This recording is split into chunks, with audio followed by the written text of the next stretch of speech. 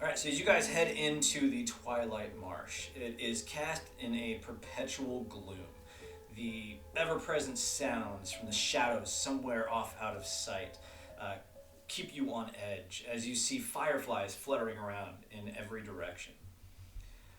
As you guys start making your way through, the mangrove trees twist, and in certain areas you can see sediment and mud is built up underneath some of the mangroves, creating these tiny little like illusions of floating islands and things of that nature that make up what landmass there is out here.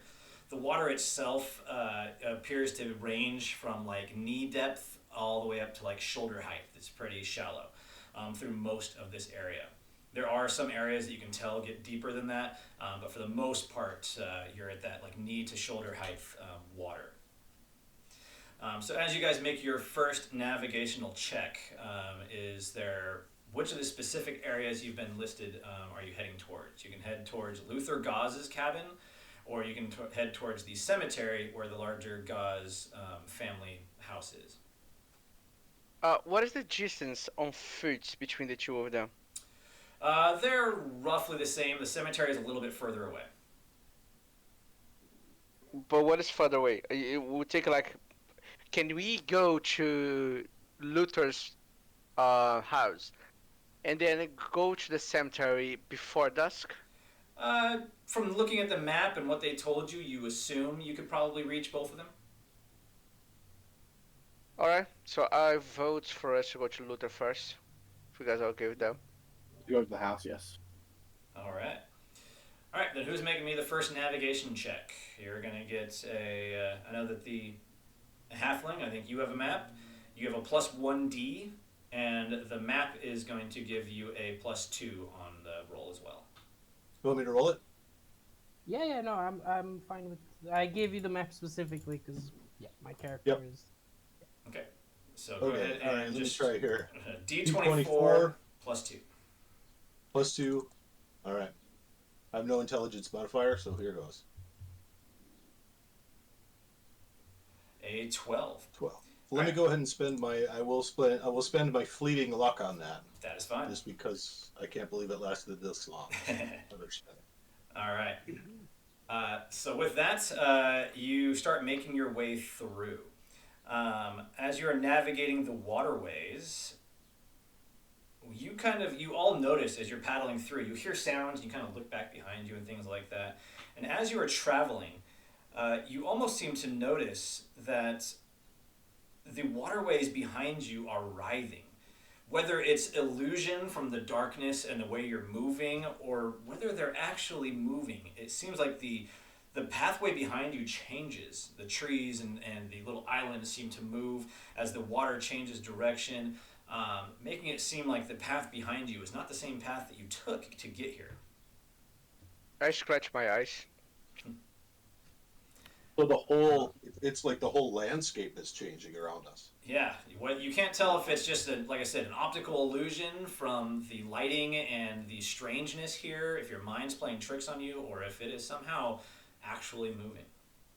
Is Well, there a way to cast protection from evil on the entirety of the party, or I can it only all cast really, it? it really all kind of depends on how well you roll. Yeah, yeah. Detect. I'm gonna Or attempt whoops, protection that. from evil. That was detect. Protection from evil. You would need evil creatures, unholy faith, blah blah. If you get a 30, that's all allies within 40 feet. A 28 to 29 is all allies within 30 feet. So basically, as long as you roll above a 20 total, you can protect everyone within 10 feet. And you can burn some luck should you like to. Mhm. Yep. Well, I will roll first, and then I will decide if I can burn some luck. Is that fine? Yeah, luck is always after the fact. You're fine. Okay, cool. All right, a 13. So that'll protect you.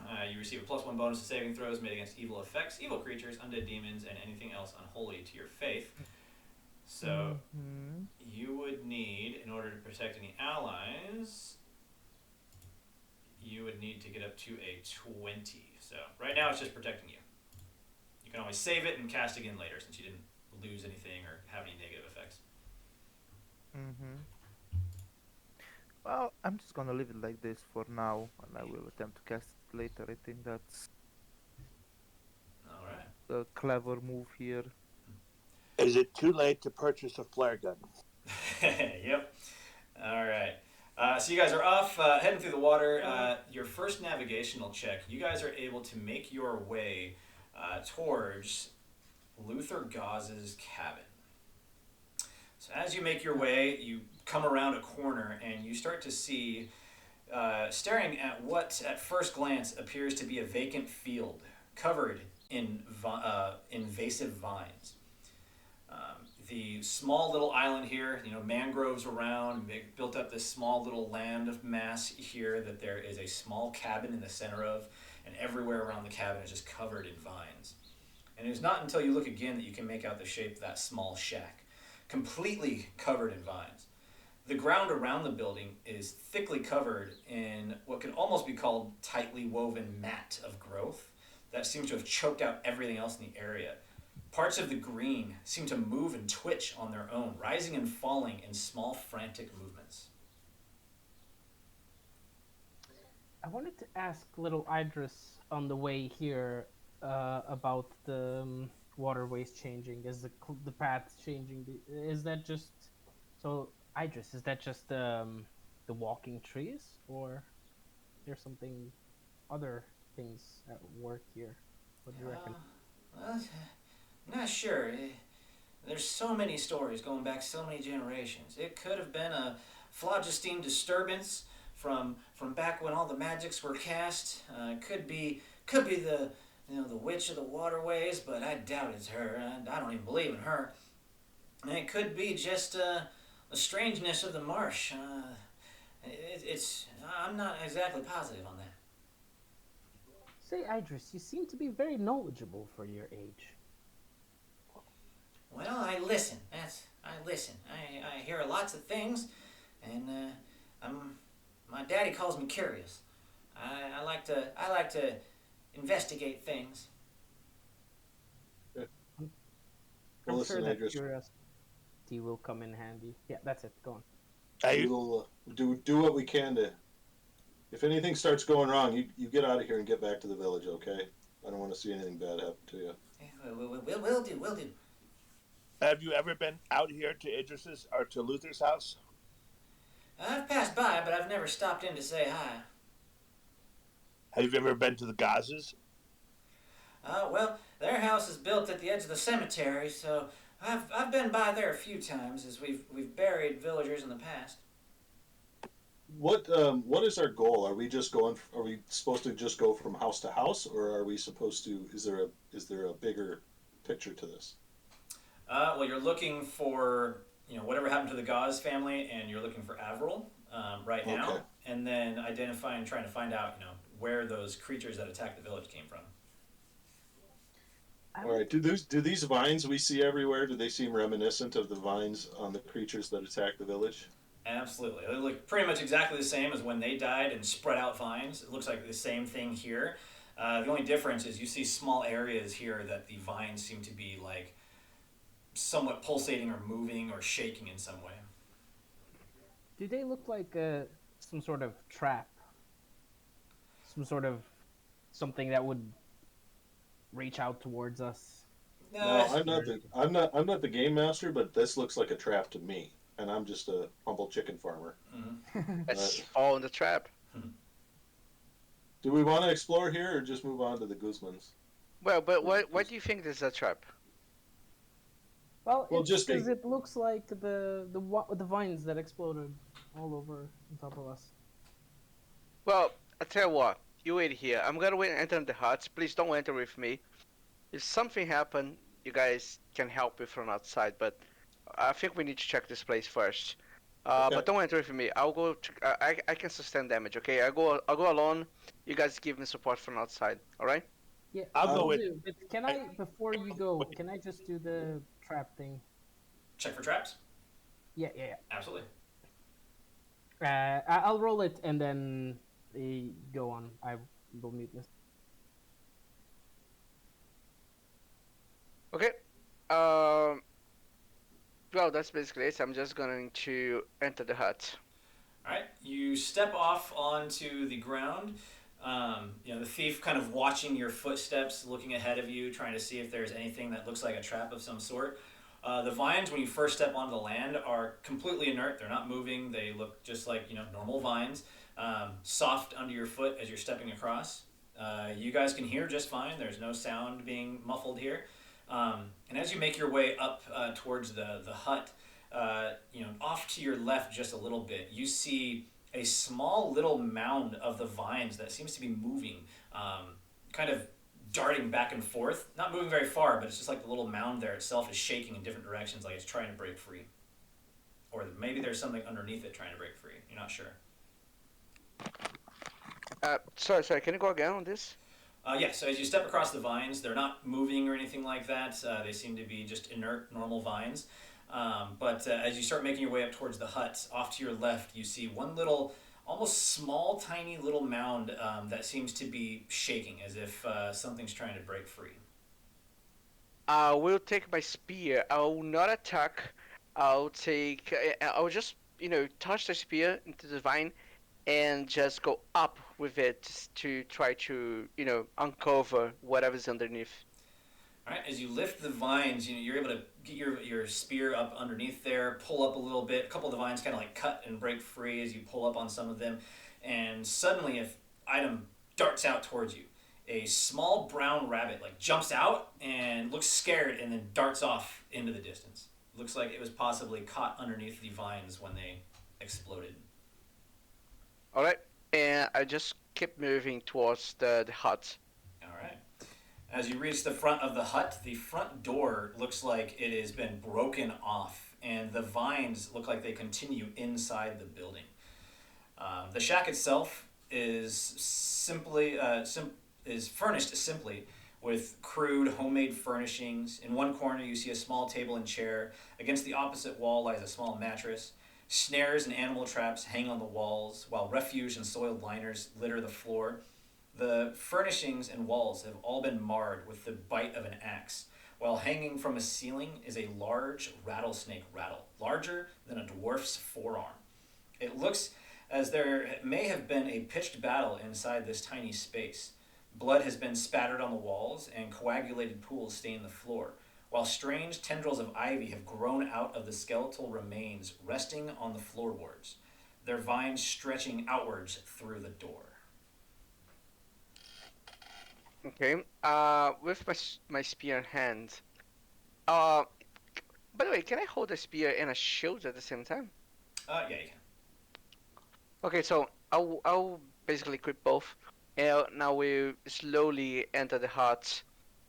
And well, there's the skeleton and everything else. I'll try to, try to find anything out of interest inside the hut. All right. Yeah, the skeleton looks much like the third body back in the town. It is a skeleton with, no flesh left on the bones. The bones look old and look like looks like something that died a long time ago. The ivy spreads out just like the creatures you killed earlier. But really, the one thing that stands out, other than the traps and things, you can tell that this person was a trapper of some sort, is the large rattlesnake rattle hanging from the rafters. And as you look up at it, you notice that the rattle is attached to a tail, attached to a snake, and it is very large. In fact, the creature that you see looks like this.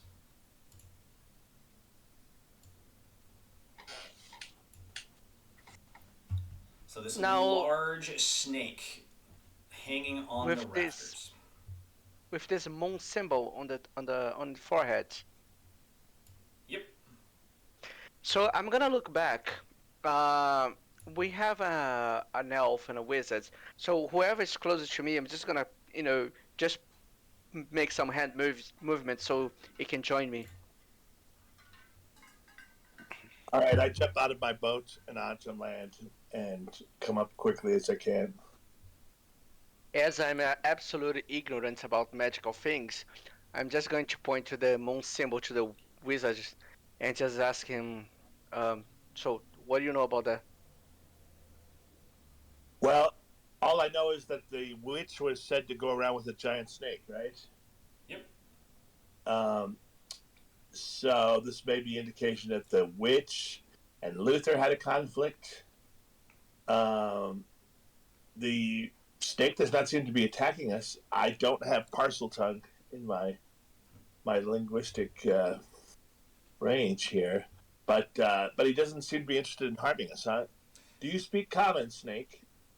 And the snake itself, like its head slowly moving, looking at you, its tongue kind of sticking out here and there as it's looking at you, and then it kind of like slowly moves its head back and forth.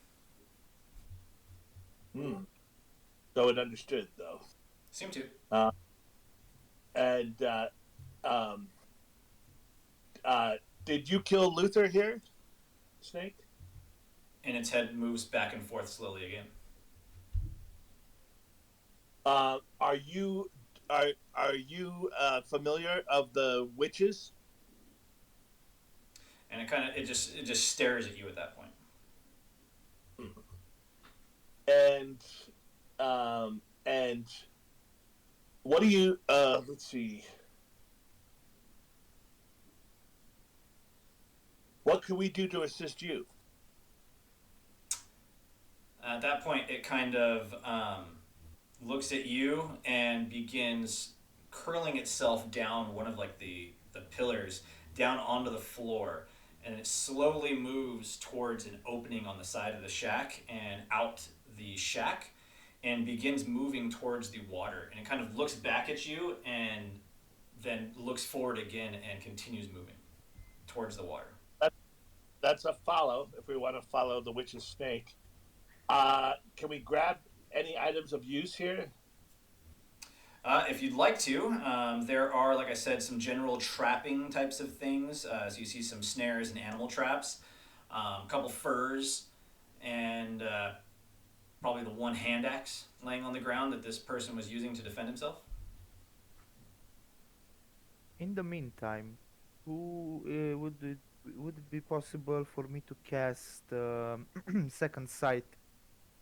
Absolutely.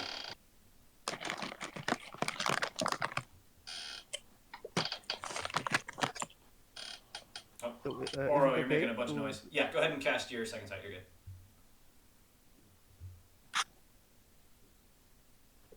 Alright, hint of possible outcomes. You must spend the following round concentrating on a choice that must be made in the next 30 minutes. For example, you may decide which direction to turn in a dungeon or whether to enter a room.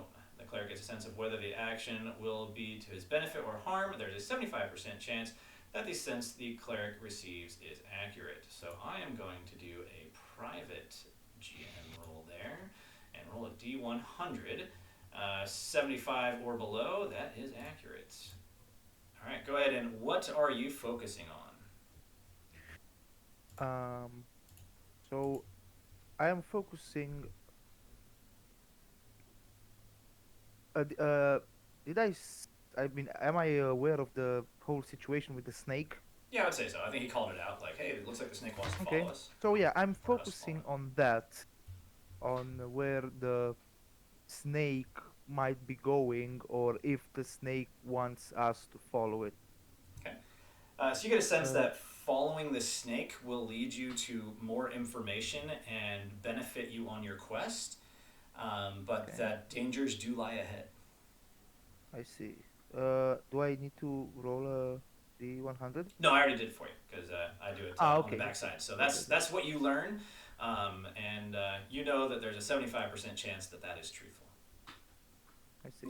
Or Since I'm accurate. aware of that, can I cast comprehend languages on the snake in an attempt to communicate? You absolutely can.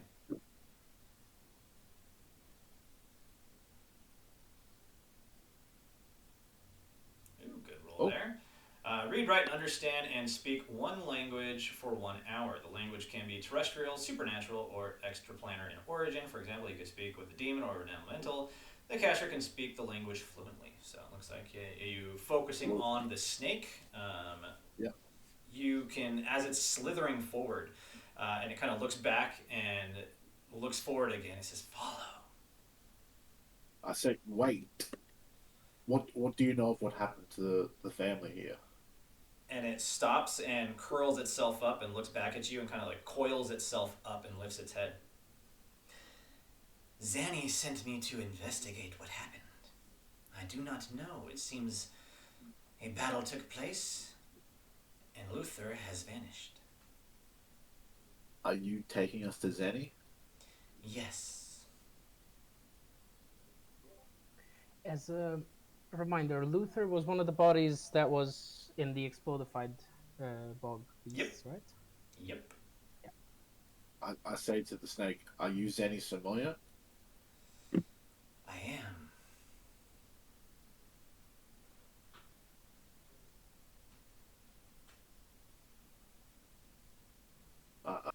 One more question. I don't know if this would be relevant or not, but I would say, do you speak lies? Only when necessary.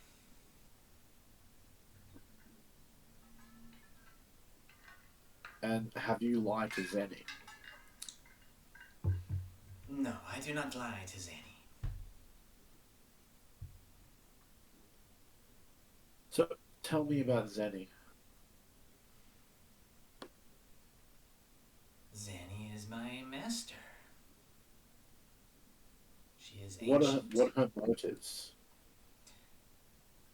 To live alone and be left alone.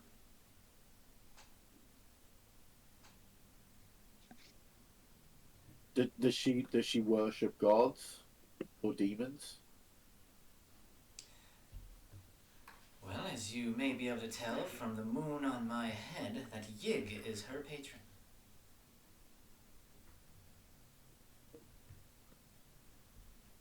And would I be able to know if this patron is neutral, lawful, or chaotic? Yig is not a very well known deity, especially in more, let's say, modern societies. For the six, so you probably haven't heard of Yig before. Could I attempt an intelligence check? Absolutely. 10. 10. I guess not. Yeah, the mentioning of it in town was all that the first time you'd heard of it. One more question. I will ask the snake. Does Zanny have any ill will towards any of the villagers, even the ones that disappeared? None that I am aware. They have not bothered her. I don't believe she has bothered them. I'm satisfied, and I will advise the party it is good to follow the snake. All right, let's do so. All I right. pick up some of the bear traps and the hand axe and any snare traps and stand in the doorway and, hey thief, can you make the use of any of this? Yes, let's go. I'll take him. All right. The hand axe is possibly not very useful to me. Can it be thrown? Hand axe can be thrown. Yeah. Okay. All right. I'll just add. I don't know. I'll add an assortment of traps and then the hand axe. Can I find it if I do the in? Yeah. To add something to your inventory, you should be able to. Above the chat is all those different icons. One looks like a suitcase. That's your items. Oh, I see. And you should see a weapons folder there. You can go down and just drag the item into your inventory. Well, it's unfortunately, I think, empty for me. Oh, okay. Sorry, which character are you playing? The thief? I'm the thief level 2 party. Okay, level I will go 2. ahead and throw the hand axe in your inventory. And then the traps, I'll just make note of Yeah, that's fine. in the notes. Does the halfling also benefit from having traps and stuff? I do not, but actually the hand axe is actually better for me. It's my level 0 weapon. I get an extra bonus with it. And I have one, but I'd like to have a backup one if I could. I'll give it to you. I'll give it to Okay. instead of giving it to me, then give it to the No problem. halfling. All right, 2 hand axes for the halfling. You go do your 2-weapon fighting now. All right. So with that, you guys jump back in your boats, and let me have. Was anybody keeping an eye on Idris? I was. You were? Okay, give me a luck check. Yeah. Okay. Just 1 second here. Look. I feel like I was too because I was engaged in conversation with her. Okay, can't use the macro for that either. Sorry. You're fine. Luck. Here we go. You get back to the boat, distracted by the snake and everything that was going on, and turn and look, and Idris has vanished. You're not sure where she went. Oh shit. Where's that kid? Well, And you don't see anywhere around here for her to really even hide, so you're not sure where she went or what she did, but she has somehow slipped away from you guys. I'll She's a call out fucking to snake. She's a snake. You call out to her and hear nothing back, just the reply of frogs and other crickets and creatures within the marsh. We'll look for tracks. Alright, go ahead and give me one intelligence check really quick to look for tracks. Just one. 12. In the marshy with the vines and everything like that, you don't see any tracks left behind. I want to I look for will tracks too. advise to just follow the snake. Yeah, the snake seems to be taking off without you at this point. He's jumped into gone into the water. He's on, staying at the top of the water so you can see him. So you can all quickly jump in your boats and start paddling after it. Alright, I let's would do it. like to look for tracks. Alright, as you paddle after it, you don't need to make a check to find Zanny's hut, as it is going to lead you directly there. However, I would like to track the way on the map as we are going. Okay, that is absolutely fine.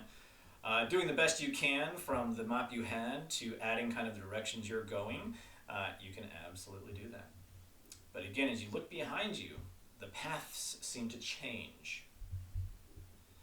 Alright, with that, you guys head towards Zanny's shack. And Zanny's shack also has a handout. This is what you see. Zanny's shack. Quite large, we're decent sized anyways. Zanny's shack sits up on top of a couple trees. Rising up above the waters is a shack held aloft by a pair of knobby tree trunks that emerge from the bottom. At the waterline, a small skiff is tied next to a rickety-looking wooden ladder that ascends 15 feet to a covered porch above. Hanging there are all number of charms, talisman, and gris-gris. As they sway in the light, a voice can be heard to shout from within. Well, come in if you're coming. I look to the cleric.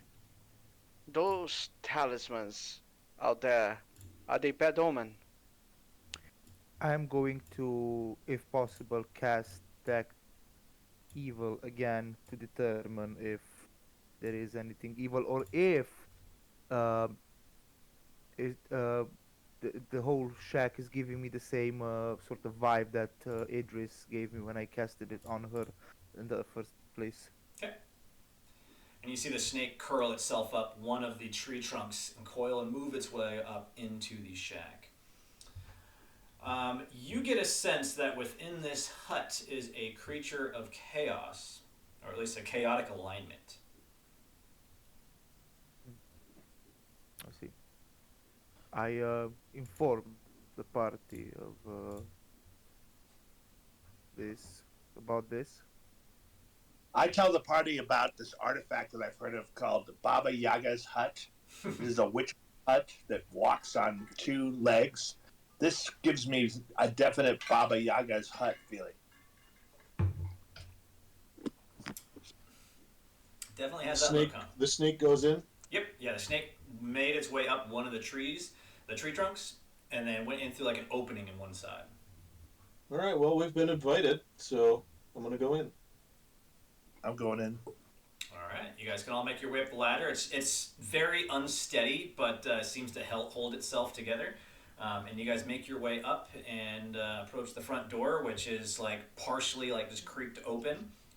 Doesn't even look like it closes fully properly. You open it and can head on inside.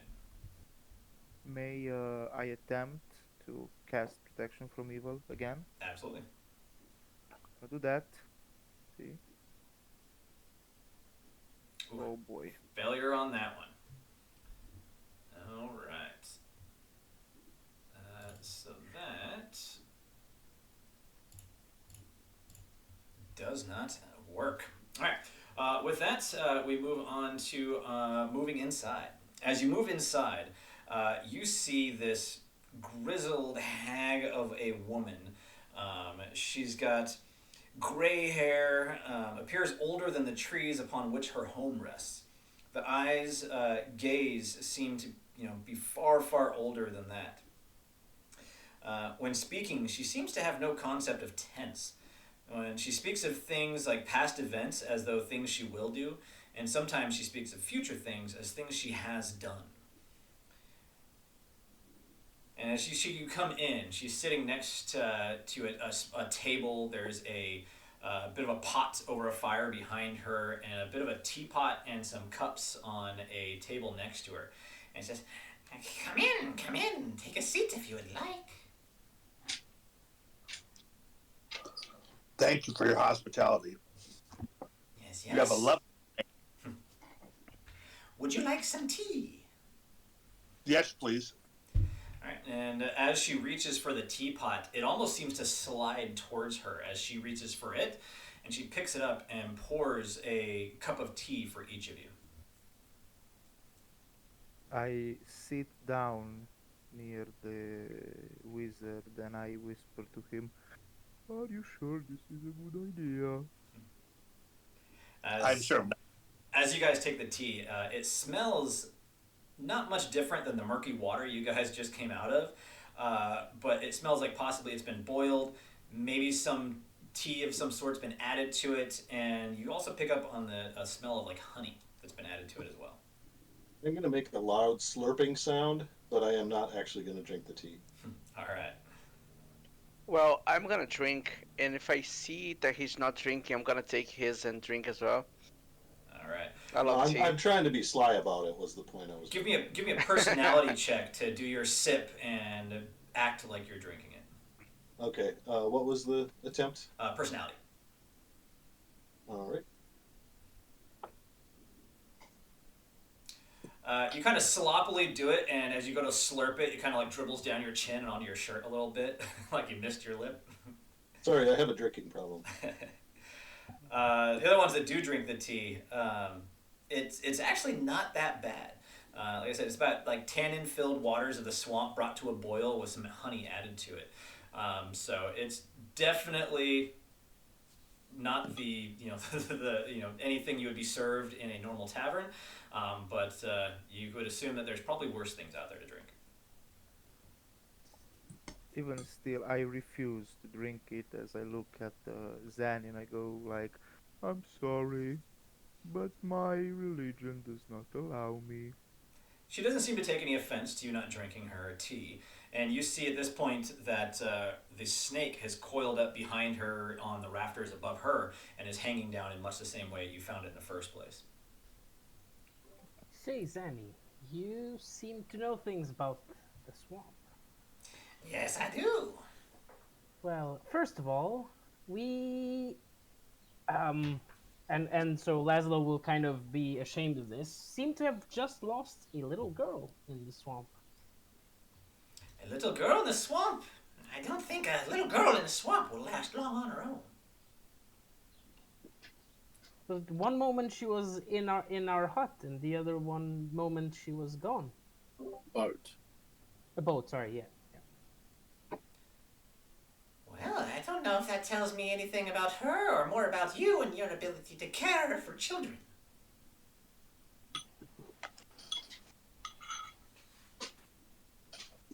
The girl we lost was Idris. At the name of Idris, you see her perk up just a little bit. Do you think she might last a little longer? Well, my eyes and ears in the swamp have seen her, and she is a peculiar child. What was the reaction that you just said that she had when she heard the name? It seemed to have gotten her attention a little bit. Like you see her perk up as if she was like listening a little bit closer. Well, I guess this name is like, it's not exactly unknown to you. So, do you know anything about about the disappearance? The disappearance of Idris or the other disappearances? The disappearance of the girl. I don't know specifically, but I just know that she is a peculiar child, very curious. And why is that? Well, father has seen her out on her own, playing in the bayou. Not many children are brave enough to do that. And at the word father, she points to her familiar snake. I see. And why do you live here alone, by the way? That seems like not very... I don't know, I don't want to offend you, but it doesn't seem easy to live around here. Well, it's not easy, but many, many years ago, I was persecuted against for my beliefs and chased out of the village. Oh, really? And what is your belief?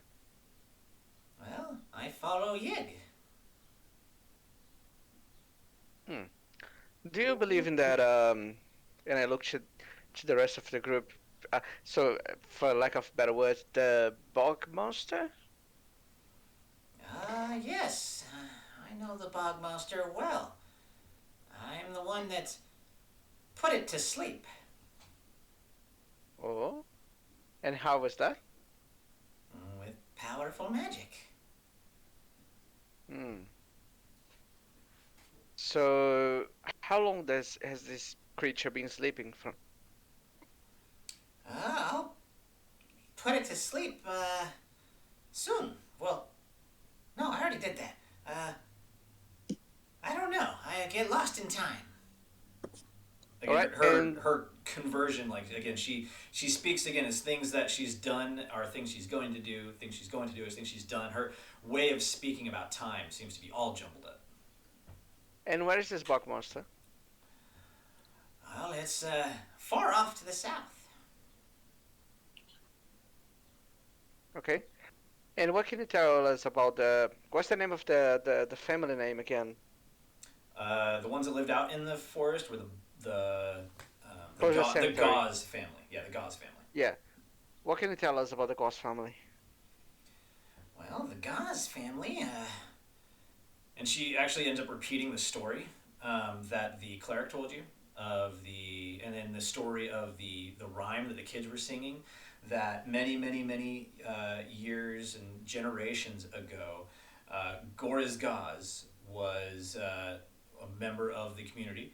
He found one of the Waterlight girls that he was in love with and tried to woo her, and she was having none of it.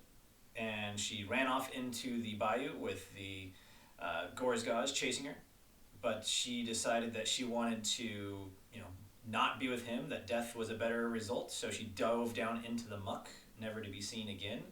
And with this happening, it cursed Goraz Gaz, and he became the bog beast and started terrorizing everyone until she, Zanny, was able to lock him away off in the bayou and put him to sleep. And she tells you that the village of Gaz Blight, where you first came to, was named after the Gaz family. Okay. And go. Are you aware of these shambling mounds that are attacking the villages now? I've seen strange piles of moss and vines and snakes writhing through. My father tells me that it looks like a couple were killed near old Luther's place. Your father tells you that, and you pointed at the snake last time you said father. Yes, that is father. But then you were speaking of Idris, of the snake as your of Idris as your father. Idris, my father, and he points to the snake, father saw Idris out by herself and reported back to me her strange behavior. Does father see? Oh, the snake is the father. Yes, Wait, his name is father, basically.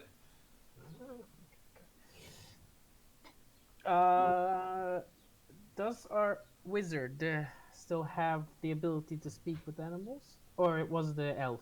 I can't remember. It's me. Yes. Could you maybe ask father of Idris's whereabouts? You'd have to If it has to recast run it out. this time because it's run out. Okay. I want to ask. I want to ask her and go back a little bit and ask about Ig. Tell me about Ig.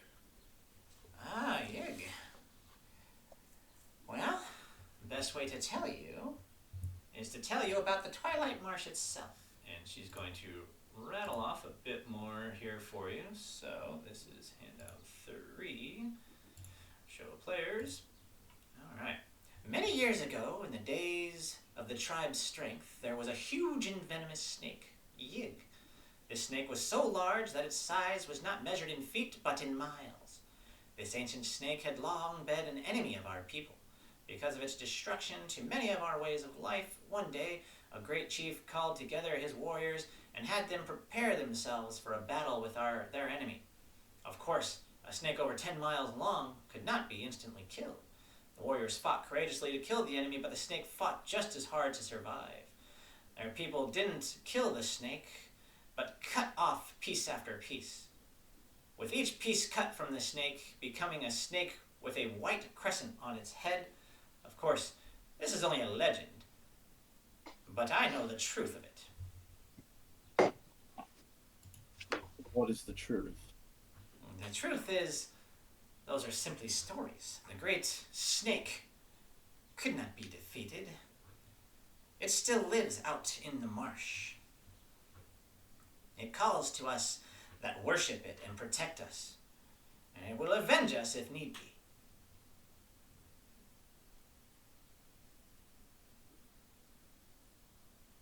Is the Yig is so Yig is not related to the bog beast. That is the old. Yeah, but No, Yig gave me the power to put the bog beast to sleep. so does Yig hunt this bog beast, or not really? No. They leave it as is. It slumbers, and it is left to be. And are the vine monsters related to the bog beast? I'd have to assume they're related in some way, though I do not know how they animated, as they resemble the bog beast. We were sent out to investigate the disappearance of Averil, somebody from the village. Gauze's blight. Ah, Avril, she was a pleasant woman, but I do not know what has happened to her. I have not seen her pass this way. If the bog beasts or these shambling mounds got her, chances are she's one of them now. You seem to be a little lost in time, Zanny. Are you aware of any time disturbances or places where time changes within the swamp? None that I'm aware of. I've just been here so long that I get things confused. Well, above what you just say, let's say that she was taken, okay? And you say that chances are she's one of them. Okay, fine, I understand your point. My question is, either case, where would be the best place to find her? Oh, my assumption would be you head off where the bog beast sleeps. If these creatures are in some way related to that, they would most likely bring back anything they captured to it. All right. Who among us did ask for the map? I don't remember. Someone I asked for a did. map. I did. Okay. Okay. I'll just pick up the map of him, and I'm just gonna ask. Can you please draw a circle here exactly what the bog monster is? And she puts the map in front of her and goes, "Well, this is a crude map, so exactly it would be difficult. But roughly, as close as I can say, I'd put it here." And she puts a little mark on the map for you off to the south. Looks like about the southeast, roughly, where it should be located. All right. I just stand up. I looked down, saying, "Look, I believe we should go now. I mean, we don't have much time. At the end of the day, I think we're gonna have to face that beast one way or the other." I have one question I need to ask you before we leave, and that is: do you or does Father know where Idris usually goes to play out in the bog? We've only seen her in one place, and the one time we saw her, she was relatively close to the village. But I wouldn't know exactly. And did you hear where she was found a year ago on that island? I did not know.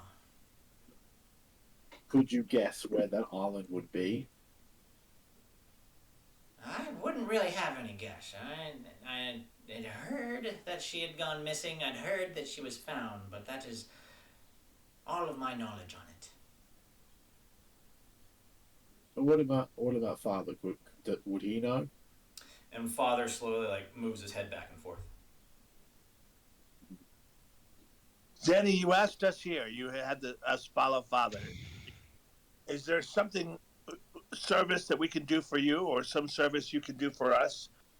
It seems like we have a common interest in stopping these bog beasts and finding out the fate of the villagers. Can you assist us in that? Well, the best I can do is, and she kind of looks up at the roof of her shack. It looks like it's getting dark out. Night is probably coming. What I can do for you is Father can lead you back to town, so you can spend the night in a safe place, and in the morning Father can bring you back here, and you can set off from here. It'll save you some time. I don't like that idea. What if we spend the night here with you? Oh, absolutely not. Father and I do not like company. I will not allow anyone to stay in my shack. I don't blame you, but it just seems like expediency, and we could share a little information about spells. You could teach me a little bit about time, it sounds like. I'm sorry. It is getting dark. It is time for you to go. Please follow Father. He will take you back from whence you came. Can I try and convince him? You can try. Very, very difficult. 15. Not enough. Nope. Be gone, be gone. And at this point, you almost feel like you're being pushed out of the shack itself. First one out the door, reaching the ladder, and you feel compelled to just climb down the ladder. Before I leave, I just look to her and say, "Thank you very much for the tea. It was actually pretty good." Yes. Away with you. And she waves her hand, and you feel that push even more as you're pushed out the door, down the ladder, and back into your boats. Almost as if you don't even remember how you got there, you find yourselves back in your boat. And you see Father slowly slithering away in the water, leading you back towards Gosblight. Wait. Yep. I don't want to go back to the village. Okay. Because I'm honor bound to protect this child. That's the first thing I want to do. So I want to go for the bog beast rather than back to the village. Yeah, me too. I think we should go to the bog beast and end this once for all. All right. As it is becoming nighttime, it'll be even darker out in the marsh. Oh God, it's getting darker. Yep. All right. So how long would it take, Shadow, more or less, to get to the bog beast, knowing that we have the map? Depends on how well you roll, because again, the map is a crude map, and the waterways seem to change. All right. Okay, let's go, guys. Let's try to get there. Nighttime is the Could we worst not time ever, just but let's try. could we not just ask Father to on our way to the village instead guide us along where Idris usually plays? Didn't we all assume that she would be possibly going to the bog beast, which had been given the direction on the map? Was there any indication that Idris went to the bog beast? Yeah, she told us that's the much. most likely where she was, where No, she's. that was Averill. Yeah, I don't think she told us that directly, but that is the most logical thing. Otherwise, we're just wandering around the bog in the dark. Well, yeah, Avril was likely to be with the bog beast because they captured Avril. Yes. Yeah, Idris just disappeared off of us, and Yeah. And I either think- she's just wandering around somewhere, or maybe she's at the cemetery, or she's with the bog beast. Those are really the only three options. I And we can't suspect, just wander around. I suspect dealing. I suspect that we're dealing with a time paradox, and that Idris and Zanny are the same person in different time zones. my character does not understand what that shit is. And that her father back at the village is this father in some way. Snake? Yeah. I don't know how that'd be possible, but okay. I don't either. It's just that the clues are she's jumping in time, and that Idris and Zanny seem to have some interest in each other. So And- what are we gonna do? I think I it is best to take our chances. Go back to the village, rest up, and assure the father that we're gonna find Idris the next day. But I think it would be a little unsafe for us to go in a swamp that we don't know. I can't do that. I'm legitimately bound by my god to not do that. We know that there are structures at the cemetery, right? Isn't there huts at the cemetery? Yep, there's the old Gauze like family house there. Can we make for that? That Yeah. might not. Either the bog beast or the cemetery. That's the two places I would be going to. Cemetery, then. That's a good idea. All right, so heading towards the cemetery. All right, Yeah. as you guys head off in a different direction from the snake, you see the snake just continues on its path and heads off towards the village. Alas. So that will require then us to make some checks as you guys make your way back into the marsh. Do I still get my D plus? Yeah, you still have the plus on your D, but with it getting darker, you're gonna lose the additional benefit of the map. So you're just gonna be up on the D. So whoever's leading, go ahead. I need one intelligence check. Oh, sorry, I rolled the D20. It's supposed to be a D24, right? 24. Yep. And being help. Okay. Second. Go. That's considerably Hey, there's a good roll. All right, with a 22, that is plenty.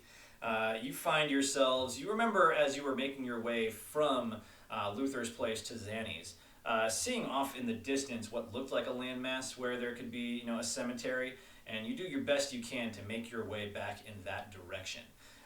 You somehow manage to find it after a couple hours of paddling, and have made your way over towards the old cemetery.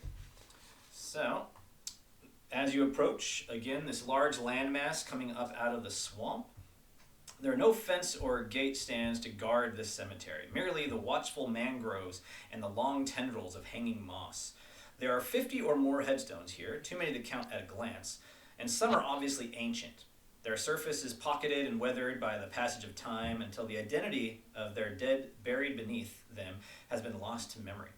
Others are much more recent, including several that look to be recent additions that have been made of wood.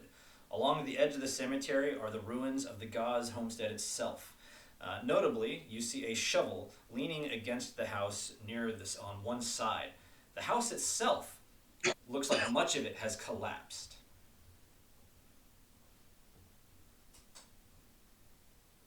That's the house of the family, right? Yep. Is it covered in moss? Not in the same way that Luther's place was. This just looks like it's in disrepair and covered by natural growth and moss and things of that nature. Is there any sign of a struggle here? You can't make out a sign of a struggle from where you are. There was inside from memory. At Luther's place, yes. This is the other. This is the actual Gauze family homestead at the cemetery. I take a look at the recent gravestones. All right. Look, just picking up names. As you go and look at the recent graves and things of that nature, you notice 3 graves that really stand out. This first grave looks like the marker has been scoured free of any identifying marks. This one looks much older, and it's near the edge. The grave looks like it's been dug up quite obviously with a shovel, with like clean, somewhat clean edges. And the remains of a simple wooden box can be seen at the bottom of the grave. And the corpse, there is no sign of. There's a resting place of the body dug up by somebody. And there's 2 other graves near it. The first one is a wooden sign, and on it it says Rita Thibodeau. It looks like she died maybe 20 years ago, and she is noted as the beloved wife of Tyr, the old man back in the village. The ground here has been torn apart from above, but there is no sign of an organized effort, such as a shovel or anything of that nature. It looks like it's just been torn open by force in some way. And then another grave, this one, the marker looks badly damaged. And looking carefully, reveals a hole in the ground, or a hole in the ground was once the grave of a member of the Gauze clan. A DC, give me let me see if anybody wants to make a check of this. Give me an intelligence check. Just one person, more than one can do it. Whoever was looking at the graves, one person mentioned it specifically. There we go, that's good. And okay, so the 2 of you look. So with that, you identify that this gravesite's probably 120 plus years old. And like the grave of Rita, it looks like it's been clawed open from above. Something dug underneath this roughly and tore out whatever was underneath it. So this seems like the 3 swamp beasts we killed in the village, doesn't it? It sort of matches in terms of age and size and gender. We positively identified Rita, right? So yeah, Rita, at least the one that's a legitimate skeleton, and Luther, as far as you were aware, died recently. So the 3rd grave, you're not sure exactly where that body's from. Have we agreed where we make camp around here? seems like in the ruins of the hut would be the Okay. Yeah. My character would then like to use some of those traps we found in the other hut and set it up around it. Like obviously pointing it out to my like they're bear traps and snare traps, pointing out to my party members so they don't step into them. No problem. And whoever was looking at the gravestones, give me a luck check really quick.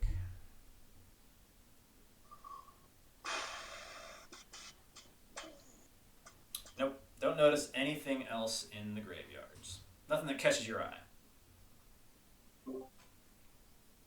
And the Elven Navigator? Was That- it? some reason, but yeah. With the 9. Okay, here you go. That's luck check 1. That works. So the wizard, you're looking around as you pass by some of these gravestones, and one thing catches your eye really quick. You see a gravestone simply marked with the name Zebulon, and beneath it have been carved 12 different holy symbols, each of a minor or long forgotten god. And the symbols don't seem to have been appeared in any like concurrent, line or anything like that, rather as if someone is carving and keeping track of shifting allegiances. I think back on the carvings I saw around the hut, the witch's hut. Can I match any symbols? You definitely look like you can match a couple symbols, here and there, at least similar, maybe not exact, but similar. Crescent moons. One of them is a crescent moon. Okay.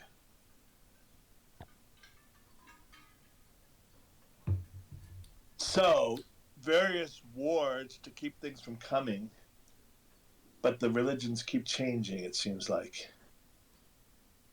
What was the cleric's religion in town?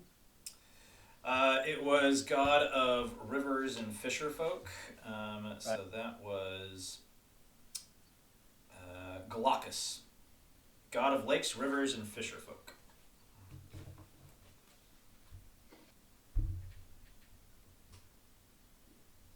All right, so you guys can make your way towards the shack. The shack itself, again, is mostly collapsed. Several of the rooms are completely inaccessible from the roof collapsing in.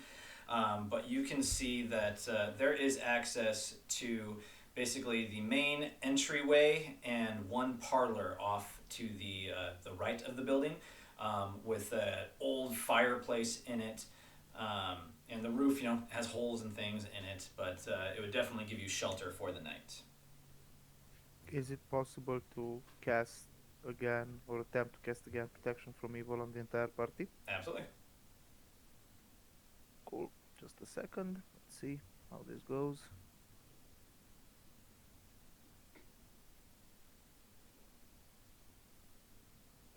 Okay. 11. Can I burn luck? You can. Again, if you want to protect the party, a 14, you need to burn 6 points of luck to protect any allies within 10 feet. And then just to let you know, too, this only lasts for 1 turn per character level, so it really only lasts 20 minutes. Oh. I see. So Well, it's then- what? I'm just gonna leave it like this Okay. on myself then. All right. So you guys bed down for the night, and I'm assuming take turns keeping a watch of some sort. Yeah, I'll take the first watch because I'm still concerned. Just due to time, I'm going to say that your guys' night goes by relatively quiet. You don't hear any silencing go on. You hear crickets and frogs and things like that. It's a bit difficult to sleep as the noise and everything else just keeps you at an unease. So getting any sleep is difficult to do. But as you guys do wake up in the morning, I don't think Halfling or Thief burned any luck yet, and I think the Warrior is the only person that's taken any real damage yet. So Warrior, you can go ahead and recover your 1 point for resting. Got that for you. All right. Can I magic missile back? Yes. Okay. Do I heal my one of my spellbound points? Yeah, you can heal 1 point of spell burn, either strength or agility. I'll let you choose. Can we carve the cleric's symbol into the gravestones? Yeah, you can spend some time doing that in the morning. This seems like maybe that's a thing. You absolutely can. What's your symbol, cleric? Sorry, what? Can you say that again, please? What's your holy symbol? What's my holy symbol? Well, that is a very good question. It is, was it Amantor? Yes. So, I don't even know what that exactly is, but it's the symbol of Amantor. Yeah. There you go. You carve in the symbol of Amantor. Sure. All right. Nice. All right, so morning comes. Your boats are still tied up where you left them. Nice. That's a bonus. I'll do it for the bog beast. All right, let's head to the bog beast. All right. So with that, you jump back in the boats, and we will need another navigation check. Okay.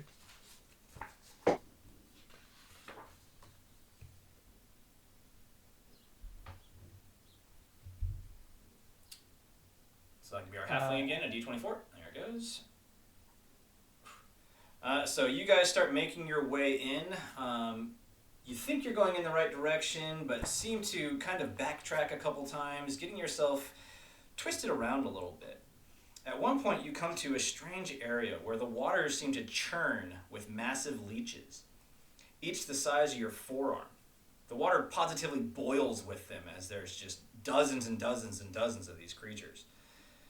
The sound that they make, the roiling, splashing sound, is unnerving. You assume that falling into the water here could likely mean death. So with that, what are you guys doing as you come into this water and find your boat like surrounded by these large leeches? I'm gonna try. I'm taking my hand axe. I'm just gonna cut it. Attack one of them? Yeah. Alright, go ahead and attack. Doesn't I'm also one of gonna us have- poke them with some of my us- spear. Can't one of us talk to fish? I don't know if I mean, I had that buff like for 24 hours. I would assume taking a Yeah, it would have worn rest. off by now. that- Yep. Yeah. Alright, so you swing with a 14. A 14 will hit.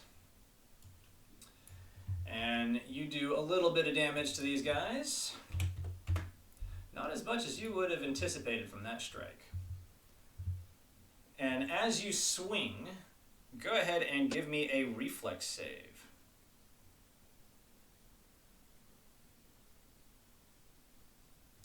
As you swing, you stand up to kind of swing at the creature. Suddenly, you feel the boat hit from underneath by something, and as the boat rocks, you catch yourself and rapidly sit back down before being tossed over the edge.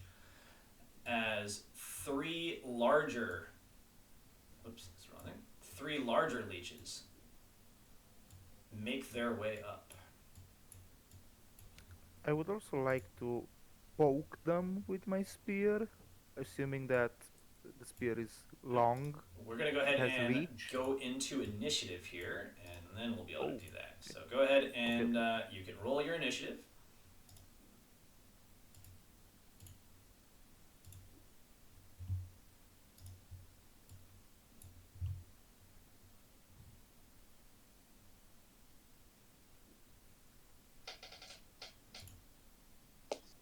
All right, just need the warrior's initiative. Oh God, sorry, I missed this. There you go. Okay, Don't know. all good. All right, so Woo! hey, look at that. Last roll, first to go. All right, so warrior, thief, wizard, cleric, the leeches, the elf, and the halfling bringing up the rear. So with that, you've struck at the leeches in the water. One of them came up from underneath, hit the boat, rattling it. You're able to sit down quickly, and then the warrior, you are up. All right, so as we just broke initiative now, can I start with another weapon now? Yep. All right, so I'm gonna take my spear and try to destroy this one here. Okay. So let's see what happens. Oh. Oh, 5. As you strike at the creature, it seems to just miss and go down into the water, hitting nothing at all. that's fine. All right, thief, you are up. A quick question. Idris mentioned these things? Or was it something else she mentioned? One of the little children just said that if you see giant leechers, there's usually bigger ones nearby. Ah, yes. I can definitely see that they were right then. Alright. Okay, so I'm just gonna shoot at one of them with my crossbow. Okay. Equipment, that is. All right, 16 for a point of damage. That is going to hit. A massive amount of damage. Massive that I just amount dealt. of damage. I'm gonna be very, very satisfied with myself and my turn. All right, wizard, Oh, you're sorry, up. no. go Before ahead. I will sort of dock down into the boat so I'm more stable. Okay, no problem. All right, wizard is up.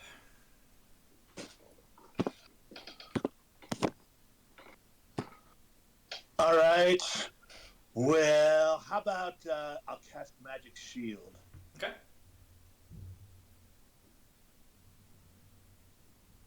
Oof. A critical fumble. All right, Ugh. The with boat's that, gonna explode. roll me a d6.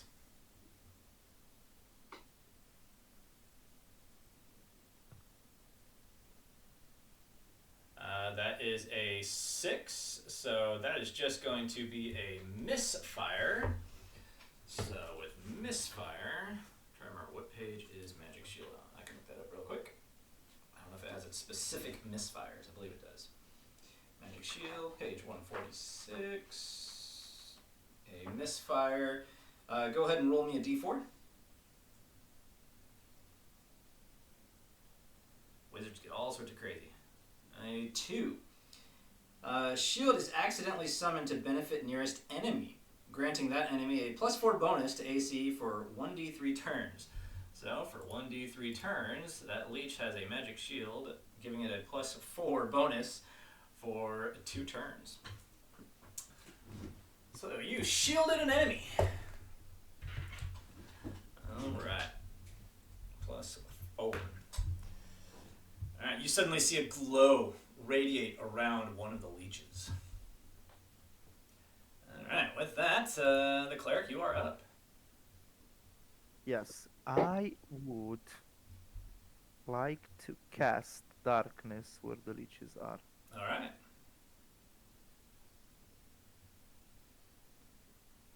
Just a second. Righty. So that's a 19. 19. Designate a point within 100 feet and create a 20-foot sphere of darkness that remains fixed in that duration for 1 turn, so 10 minutes. Exactly where these 3 leeches are. Alright. I'll say 2 of them are together, like really close. One's a little bit further away, and these juvenile leeches are like all around you. So we'll get these guys all together. Okay. So they are now currently cast in some darkness. And I will end my turn. Thank you. Alright. That encompasses some of your boat and stuff like that as well, making it a little bit more difficult to see. But we'll say you plunge it down into the water, so it's mostly coming up to the edge of the boats. Alright, so with that then, the leeches are up. The leeches will just thrash about wildly, the 2 larger ones, smacking at a couple of the different boats. So with this, did you guys determine what kind of... It's 2 people per boat. Do you want to just kind of go with the order you guys are in? So cleric, elf, halfling, thief, wizard, warrior? Yeah. Okay. Well, Oh, go as ahead. the warrior, I'm gonna put myself in the most vulnerable position. So someone needs to be, taking attacks. I want to be in that position. Okay, yeah, but you and the wizard are together in one boat, a halfling and thief. That's just all I need to know. Okay, so those are the 3 boats that you're in. So I'm going to roll a d3 to see which boat gets struck. 1, 2, 3, from left to right. 2. So the halfling and thief, your boat is going to get struck. He is going to roll this down the dice chain. This guy just has a +4, so he's going to roll a d16. A 15. That is going to strike your boat, and as your boat gets struck, let's see how much damage they can take. I gotta remember. Go ahead and out of the halfling and thief, who has the lower luck? Halfling 14, thief Mine's lower. 13. Okay, give me a luck check, thief. Can I have some sort of bonus because I specifically was trying to make myself more stable in the boat?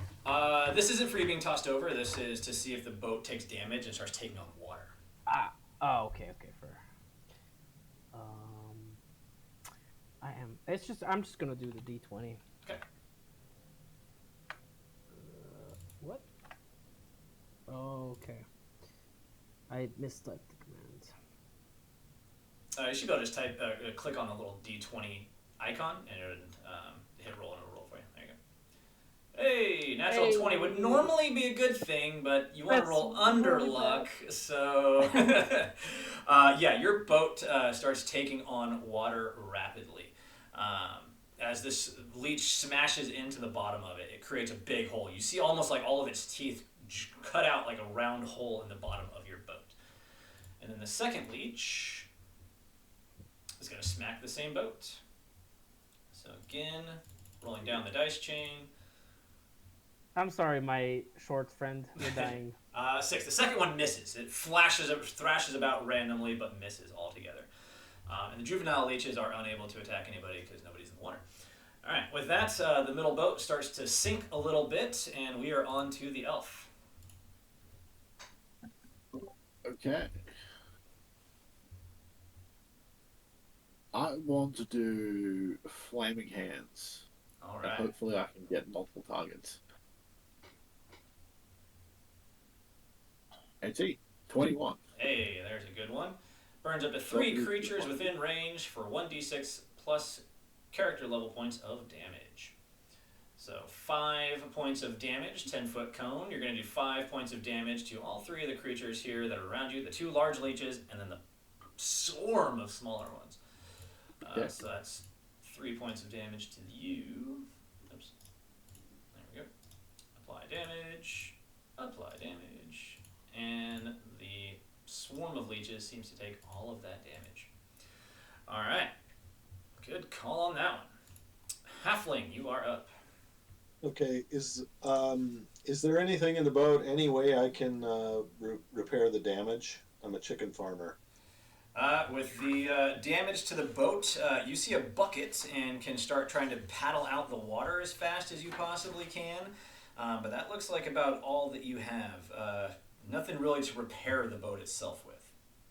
Okay, I'm gonna bail. I'm gonna be bailing water out of the boat then. All right. Try to keep us afloat. I'm not gonna make you roll for that. So you'll just start bailing water as fast as you can, slowing down how fast it's coming in. All right, warrior, you are up. I will take my spear. Which one did it take damage so far? All 3 within the circle have taken damage. The one outside is still moving towards you guys. Okay. Can I attack any of them, or are they separated by boats? They're all kind of. You guys are all kind of together, so you guys can reach, at least 1 or 2 of them. So you're fine. You can attack whichever one you want. Okay, I'm gonna attack this one. Okay, let me try to kill it. I'm gonna take this defensive maneuver, okay, with this one. So if I hit it within, I won +1 to AC my next round. Okay. That is a 14. A 14 is just enough to hit that guy. Doing 6 more points of damage, I think, is enough to kill that one. Oops. Is it? It is enough to kill that one. It only had 4 health left. It is dead. You see that one stuck to the end of your spear. And as you pull your spear up, it kind of lifts out of the water. And this thing is huge. Think of the size of... Jeez. Near the size of your halfling friend. Like, this thing is quite large. And you pull your spear back really quick, and it flops down into the water and sinks down below. That one is currently gone. All right. 1 down. Thief, you are up. So this boat looks like it's gonna sink. It definitely looks like it's gonna sink. I would suggest could we jump, like, if I jump into one of the boats and the halfling jumps into the other boat, is that possible? Yeah, I would say so. And by doing that, do I put the other people in danger? You'll need to make a agility check to jump into their boat, and depending on how great you succeed or fail, could result in something else happening.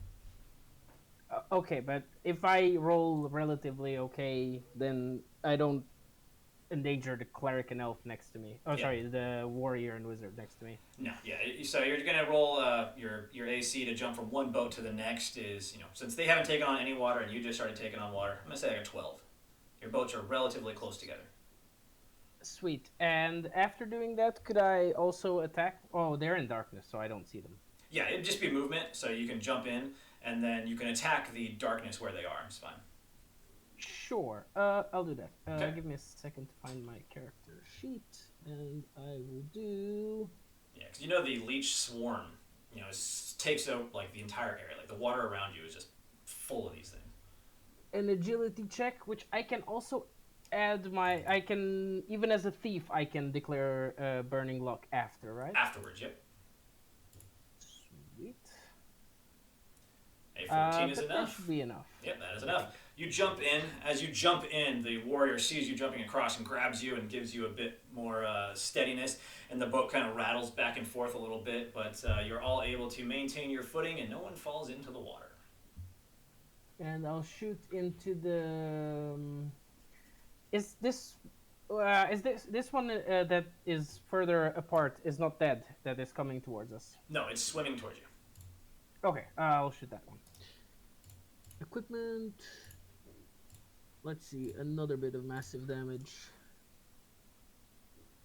All right, a 13 will just miss.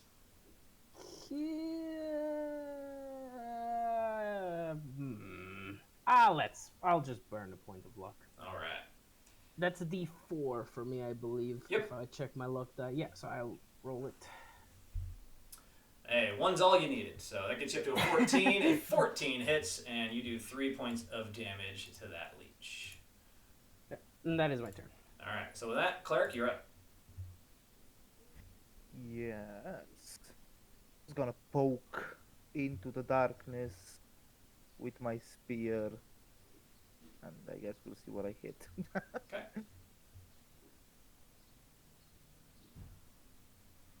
A 13. You hit the juvenile swarm there and do 1 point of damage as you take out one of the smaller leeches. I am happy with this result. Good, good. That will be the end of my turn then. All right. Leech is back up. One dead leech. The second one starts getting closer and is moving towards the wizard and the warrior's boat and will attempt to attack you.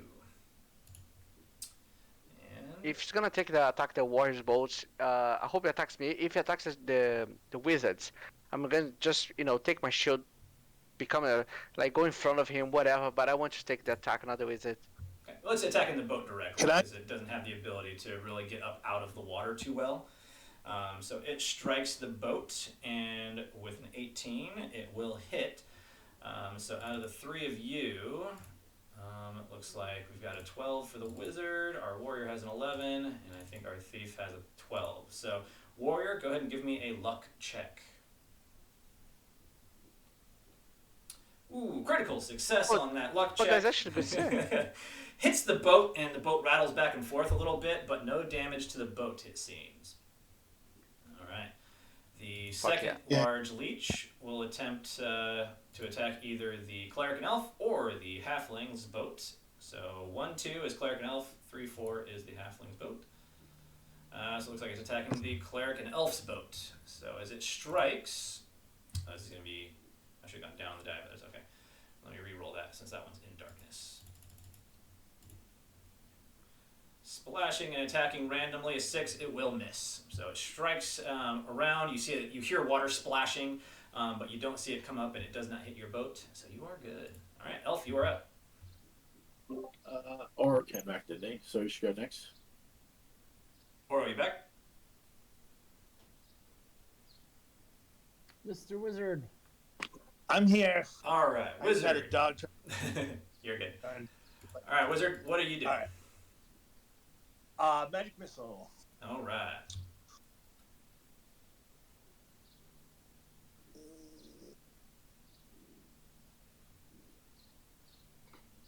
Oof. Lost in failure. The shaking of the boat caught you a little off guard as you were preparing your spell, and you lose that spell. Oof.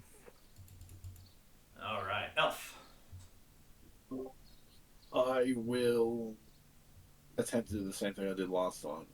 Flaming hands. Lost in failure. Not as good of a result. You go to cast your spell again, and you hear the wizard cry out as the boat gets hit, and he rattles a little bit, distracting you from casting your spell, and you lose that one. Damn. All right, Halfling. Your boat is Okay, sinking, so- and you're paddling water out. You see your thief ally jump into the warrior's boat. Okay, I will jump into the not warrior's boat. I don't know who's in what boat. That'd be the cleric and the elf together. Okay, and this is a agility check. It'd be a 12, I believe is what I said. Okay. 8. Now, if I spend luck, is it 2 for 1 on my own rolls as well? Yes, it is. Okay, so I'll spend 2 luck then, and that will take me up to 12. Perfect. So with that, you jump and you catch yourself on the edge of the boat and start to fall backwards just a little bit, but the cleric and the elf are able to grab you and pull you into the boat before you fall into the water. All right, you steady yourself and you can take 1 action. I still have an action. Okay, Yeah, cool. jumping from boat to boat was just your movement. Okay, I will try to sling a leech. All Whichever one people have been hitting, if I can make that determination. Yeah, you can just throw it out of the water. You're either going to hit the big leech if you succeed, or you'll hit the small leech if you don't quite hit the big one. A 19 will hit the big one, so 23 total for 4 points of damage to the big one. You hear your sling stone thud off of the creature in the darkness down below you. Yep. All right, and with that, warrior's up. All right, so we are close to land, right? I mean, we are in the river. You're in the marsh, so you looking around, you see like there's where the mangrove trees come out of the ground. Near you, there's not really any landmass whatsoever. All right, so I'm gonna attack this one here, and if I succeed on my deeds, I want to take this thing out of the water, put in the boat, and just throw my half leg on top of it, try to immobilize. Try to immobilize it? Okay.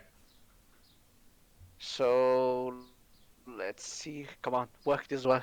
Come on. Ah! Ooh, critical fail.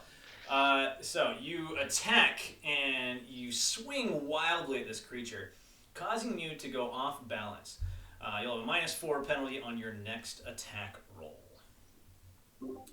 Considering he succeeded the deed, shouldn't he have grabbed the leech and then put a hole through the boat? If you miss the attack, the deed doesn't even happen. I would say, if anything, give me a reflex save, as you want to were destroy me, man. you were thrown off balance. You were thrown off balance, so I'm gonna have you make a reflex save as the boat waddles back and forth as you strike. All right. Dun. Ooh, that balance back and forth between a 1 and a 19. So a 20 total, yeah, you're able to regain your balance as you strike. And you swing wildly. You lose your balance, but your other hand, you come in and grab the edge of the boat and steady yourself. Okay, so if I roll really high, I don't have the -4 in the next round. No, you still have the -4. You just didn't fall into the water. Okay. All right, Thief, you are up. Yes. Does the leech in front of the boat look beat up? Very much so? Yeah, it's a bit hurt. Well, no, actually, can I catch the warrior and like help him balance up, or that doesn't actually undo his -4, right? Nah, he's gonna have his -4. He rolled the natural 1. He will suffer the -4. Oh no! I tried. All right, I'm gonna just shoot them. All right. So 18. That 21, definitely actually. will hit, and with that, you take out this second leech. And I'm gonna gloat about and go, "Oh me! Hail the almighty slayer of the whatever these beasts are." And that's my turn. All right. With that, wizard, you are up. No, There it is. I'm here. So the leeches are done, right? No, in the darkness, there's still one large leech and this swarm of leeches. All right, I go for the large leech with. Let's try choking cloud. I think that just cuts their hits down at low levels, but let's try that and see what happens. All right. Up to 1d4 small individual clouds of toxic gas appear around selected multiple targets, of which must be within range. Each cloud inflicts a -1 penalty to all attack rolls. For 1d4 rounds, the cloud follows their target and they cannot escape. All right, so roll that d4.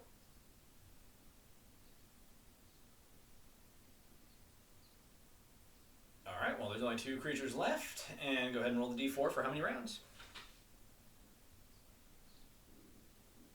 For 3 rounds. All right, so So we'll have a -1 to their attack rolls.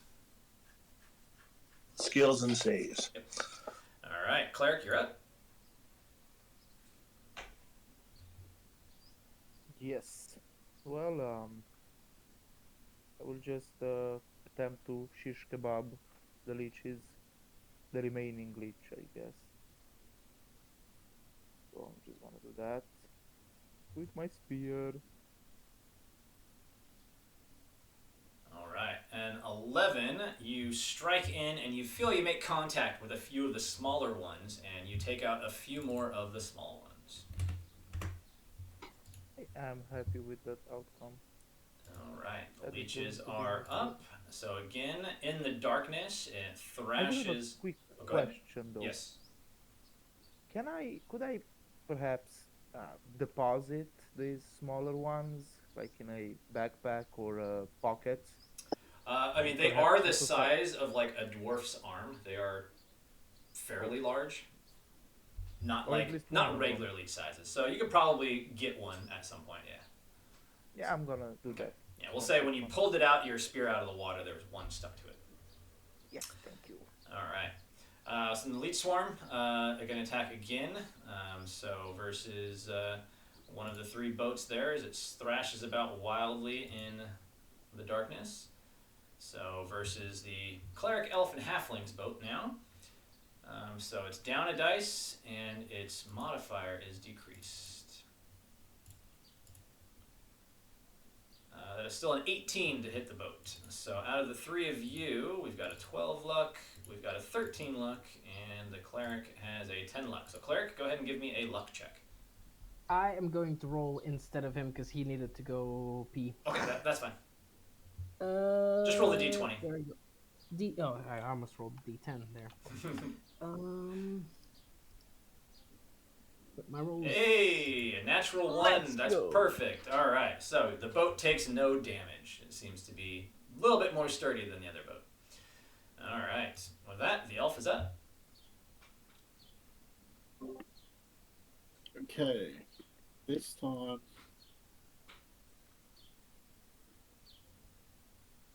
Does chill touch? Does that affect multiple targets? Chill touch at different levels. It's mostly like you chill your it's a touch like a spec. You imbibe something with undead power, and then you have to use it as a weapon to like strike again. So it adds to your hits with a weapon. Yeah, basically. Then I will just shoot into the darkness with my short bow. Okay. All right. With an 18, you do another point of damage to the giant leech, and it is looking hurt. All right, our halfling.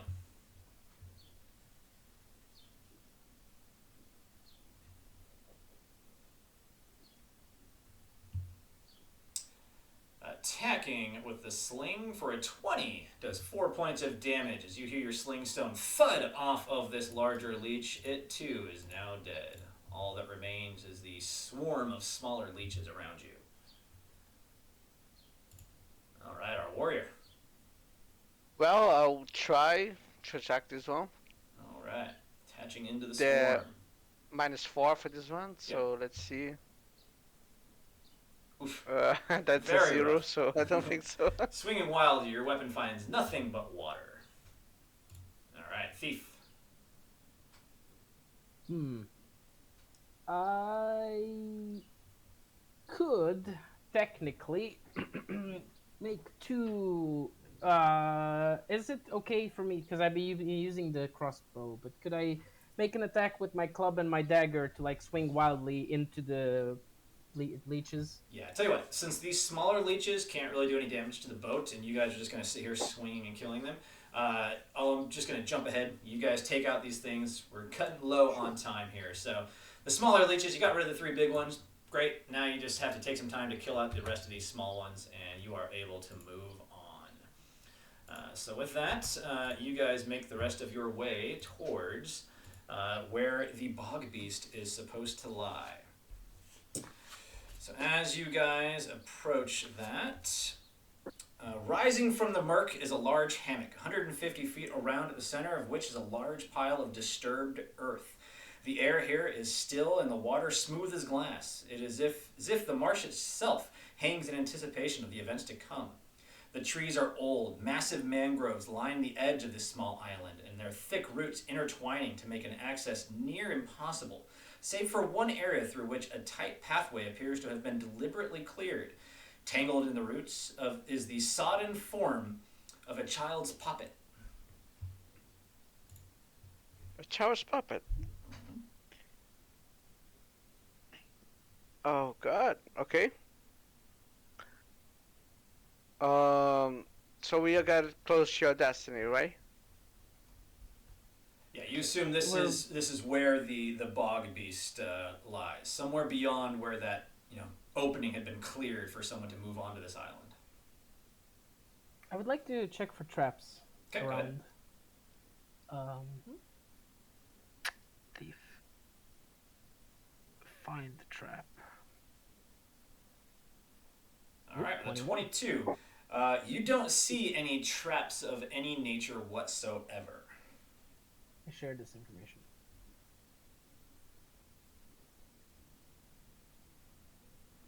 Maybe we should. So, this is an island, or is it not? Yeah. Anything out here is basically little islands. So again, the way these are all made up is it looks like over ages, sediment, dirt, mud, and other kind of things have gathered under the mangrove roots and built up to form this kind of makeshift island. This one specifically, the mangroves are so tight around it that it creates this sort of barrier. But in one area, it looks like a clearing has been cut open to make it your way into the center of this small island. And it doesn't appear to be trapped. Nope. And I'm just gonna give a friendly but not too hard shove to the warrior. Go like, well, seems like you should probably go first.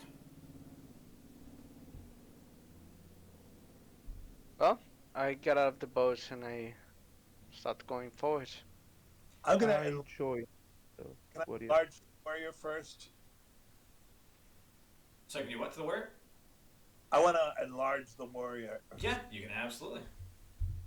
Okay, I've completely. Actually, I would probably wait till you get past the clearing. The clearing itself isn't large per se. It's big enough for you guys to, walk and hunt your heads through to get through. But if you enlarge them too much, you would probably struggle to get through that clearing. Okay. Now I'm out completely. I'm at join game session. Oh, you got kicked out. That's okay. We'll get you back in. All right, so as you guys make your way, the warrior steps down onto the ground, and it's solid enough. Start making your way in. You see that the clearing, after about maybe 15 feet of getting through these mangrove roots that have been cleared away, you find yourself coming to the clearing. This island itself, again, is about 150 feet around, in the very center of which you see what looks like disturbed earth, creating a bit of a pit.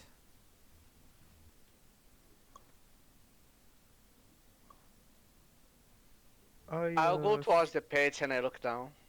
All right. You go down and peer into the pit, and you see down at the bottom of the pit, it seems as though the vines and things down in the pit are kind of writhing and moving a bit. Do I see anything but vines in the bottom of it? Vines, snakes, twigs, dirt.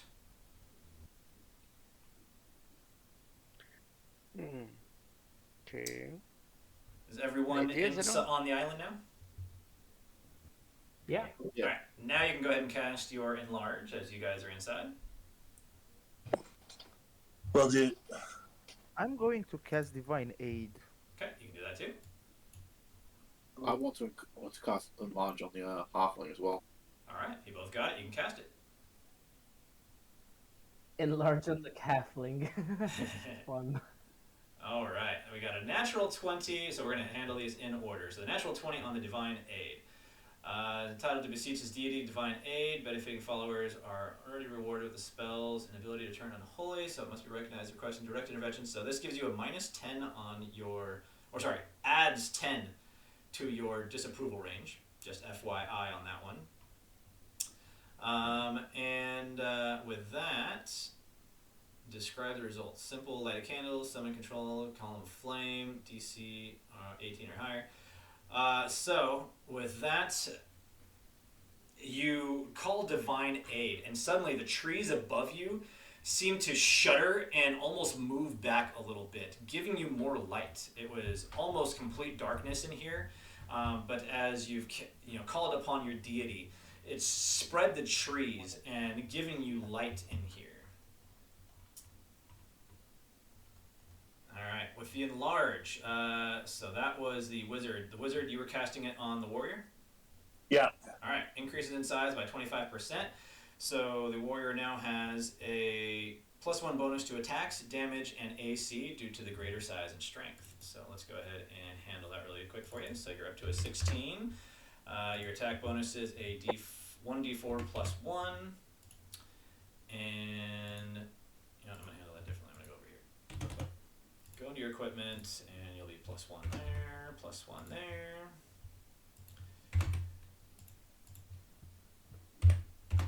Okay, and damage. Alright, and lastly, your sling. Okay, that should all be good now. And so AC, damage, and attacks. Got all that. Perfect. And then your size increases as well. So we can actually go ahead and do that a little bit. Let's go appearance and take you up to that. You're a bit bigger. Alright, we cast, the elf cast it on the halfling. The halfling size increases the same, so 25%. So the halfling is now basically almost human-sized. As you increase in size, and your attack bonus and all that stuff goes up as well. So equipment to hit, +1, +1. And lastly for your sling, and then your damages, +1. And we'll just do +1. I want to hear the halfling's reaction. How does the halfling react to suddenly growing 25%? So basically 1 more foot in height.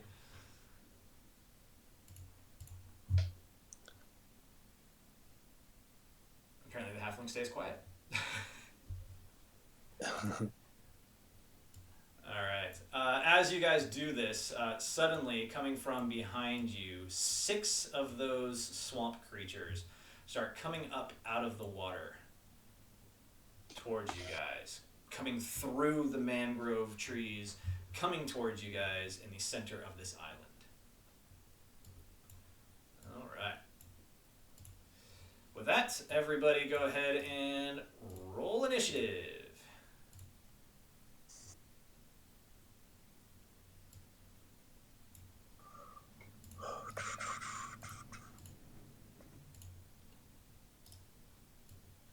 Wait, is that the bog monster there on top? That's the bog beast, yep. Oh yeah. Gotta go for that son of a bitch. As these creatures start to move from behind, the writhing vines down in the pit begin to rise up as well, and a large creature comes out of the pit. Alright. Oror, wizard, you wanna roll initiative for me? Alright. Alright. With that, elf starting us off, then the bog creatures, halfling, wizard, warrior, thief, and cleric. So as we begin combat, elf, you are up. I think the other creatures are not in the initiative. They are. They're all just under the same initiative, so they all go with the bog beast. Okay.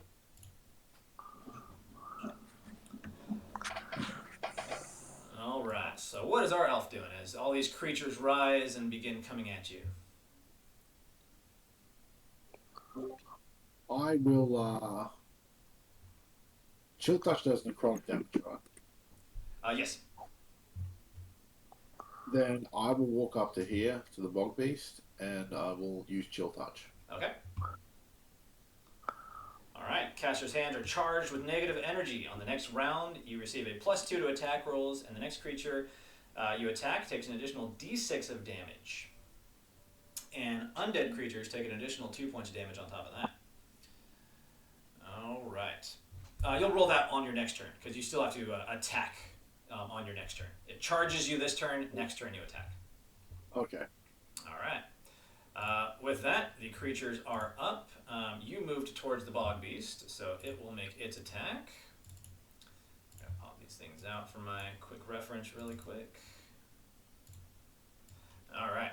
The bog beast moves and starts moving towards you, and it will reach out with a vine that seems to animate and come towards you.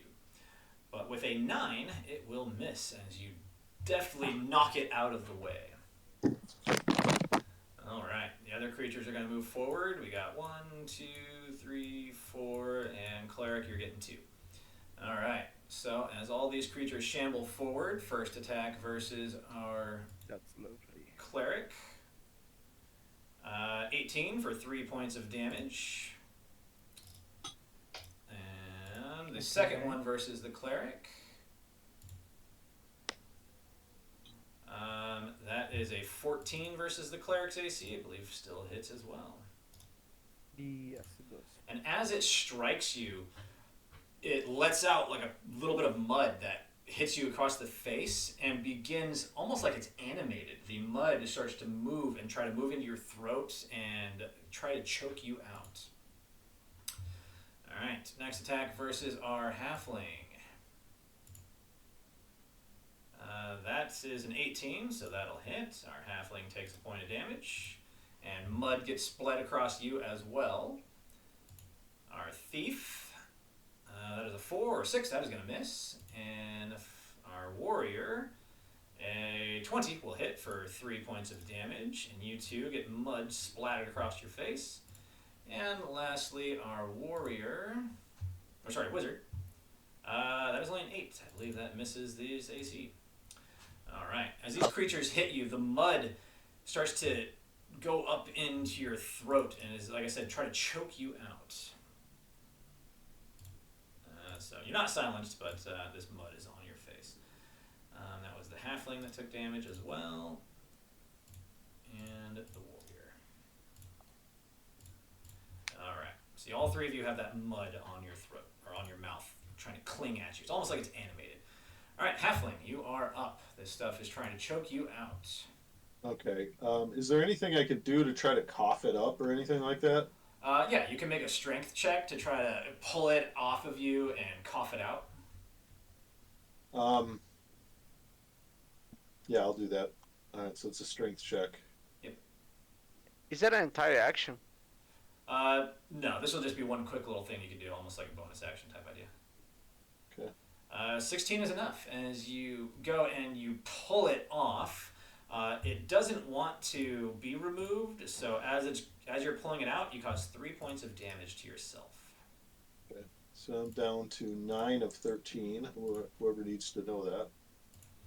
And then I will move forward and attack the bog beast. Okay. With a hand axe in each hand. All right. So I'm rolling a D16. Is that factored in already? I think, here, let me do it actually. I think I have to go to config, and I have to show. Yeah, the action dice have to be changed to a D16, I think. I think there's a way to set it for show backstab, show custom skills. I thought there was a way to show 2 weapon fighting, but I don't see it on here. So just go ahead and. I think I just changed the default action dice to D16. That'll work. Hopefully that works. Let's see what happens. Doesn't halfling though doesn't get these negatives? Okay, so He rolls a d16. He just doesn't have any other requirements of the 2 weapon fighting. okay, so the first attack then is a 19 for 4 points of damage, All right, sorry, mine kind of crashed on here for a minute. Give me just a second. and my second one is a 12 for 8 points of damage. Nice. All right, both of those will strike. As I said, 4 and 8. Yeah. All right. Let me double check if this guy had any resistances to stuff. Get my stuff opened back up. All right. I don't see so. So 4 and 8, total of 12 points of damage. That is a good strike. All right. 2 strikes to the foe as it's climbing itself up out of its hole. That is a good round of attacks for the halfling. Alright, with that, wizard is up.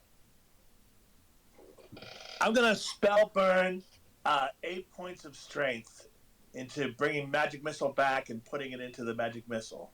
Alright, so 1 point to bring it back and 7 additional points for the casting. All right, +9.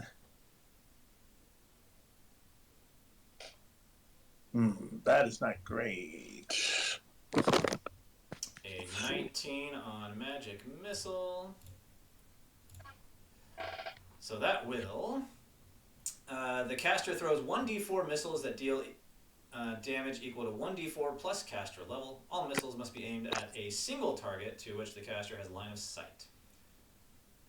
1d4 missiles. Yep, so go ahead and roll a d4 to see how many missiles. So 2 missiles, and go ahead and roll a d4 for damage. Okay. You can roll 2 d4s.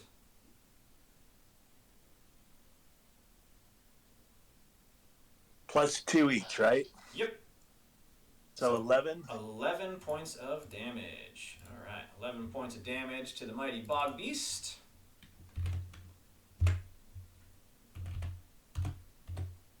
Alright, takes that damage. Alright, next, the warrior. You are being choked out by the mud.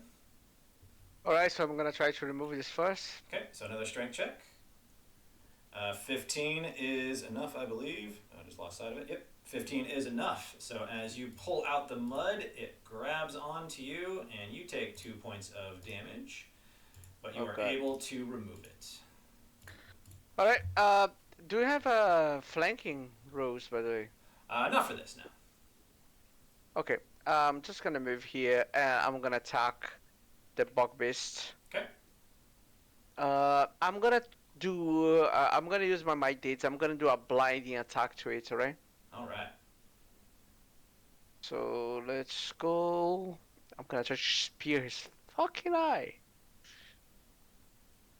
Oh, come on! 5. You're confused by which eye to go after. As I said, it's all vines and like snakes. So on its head, where its eyes would be, seem to be 2 snake heads. So it's got like 4 eyes right there that are, it's using as eyes to look around. But you also see other snakes coming out of it. So it seems aware of you as one of the snakes is kind of peering out of its back. And it's able to dodge away from that attack.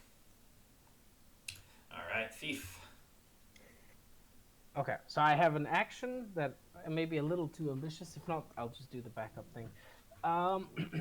So what I would possibly... Does this bog beast look like it would have anatomical or like a weak point of some sorts?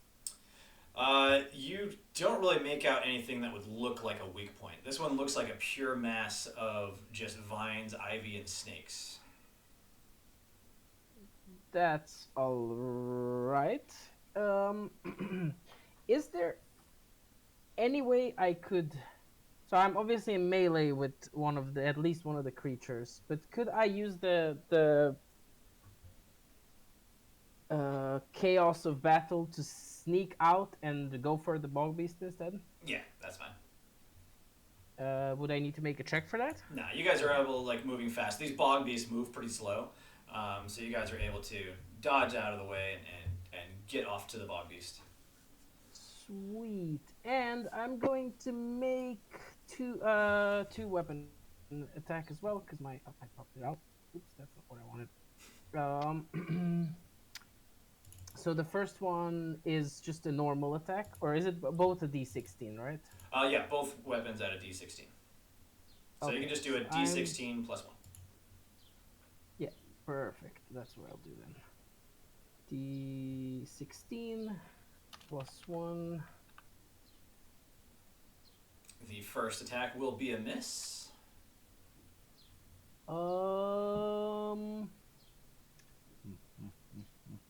Do I burn luck on it? What is it metagaming to ask what was the lowest hit that landed on the monster? I don't remember offhand what it was. I would say that with your deed or with your luck die, you're within one luck die of hitting it. 1 luck die of hitting it. You know what? Is it like Well, would it be fine to? Would it be too much to burn 2 luck dice? I mean, for you can. this You hit? absolutely can. Yeah. Yeah, I'll do that. I'm gonna roll it separately because I think it'll do. All right, 2 and It'll. 2. That is plenty. You hit this creature. Yeah. So it was the damage was Oh, yeah. not rolled.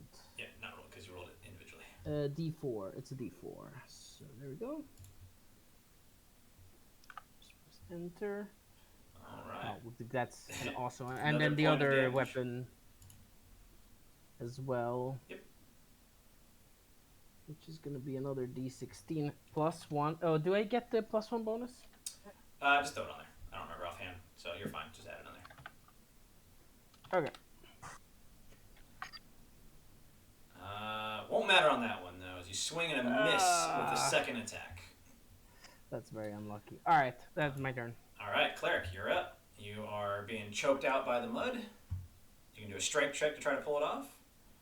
Yes, that is what I will do. A second. Strength check. Ooh, not enough. As you try to pull it off, you will take 1 point of stamina damage. All right. And you're still being choked out by the mud, but you can take other action if you'd like. Yes. I would like to cast. What was it called? Hold on a second. Oh my god. Turn unholy. On well, I'm assuming depending on the lore, roll as many. Yeah, as many as you creatures. can. Go ahead. Yeah. You gurgle and try to get the words out. They don't really come out right, but your intent is there and your holy symbol lights up. As it lights up, you got a 20 total. The swamp shamblers are 3-die creatures, so you're able to turn 1. I'm assuming the closest one to you. Can I burn any? You can luck? burn luck, yeah. I'm gonna You burn rolled a 6. 20, so you're going to burn 6 points of luck? Yeah. You only need to burn, if you're a 20, a 24 would get you to the next level, and that would turn a D3 plus caster level worth of 3 hit die creatures. Okay, so then I'm So- gonna burn just 4. Burn 4. How do I do that? In the chat, you can see your result. Actually, just roll me a D3, and we'll just take care of it from there.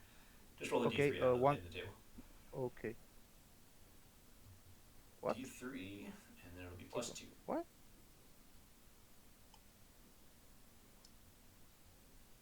Okay. Like that? Is that? That's Mhm. perfect. So you'll turn 4 of them. So the 4 closest to you begin Yes. to shamble away. Good. All right. With that, you good? Move in or stay where you're at? Yeah. Okay. All right, Elf, you are up. Okay, if I move, will I get attacked? Chances are, yeah. As it's coming out of the hole, it is now risen up to your guys' level.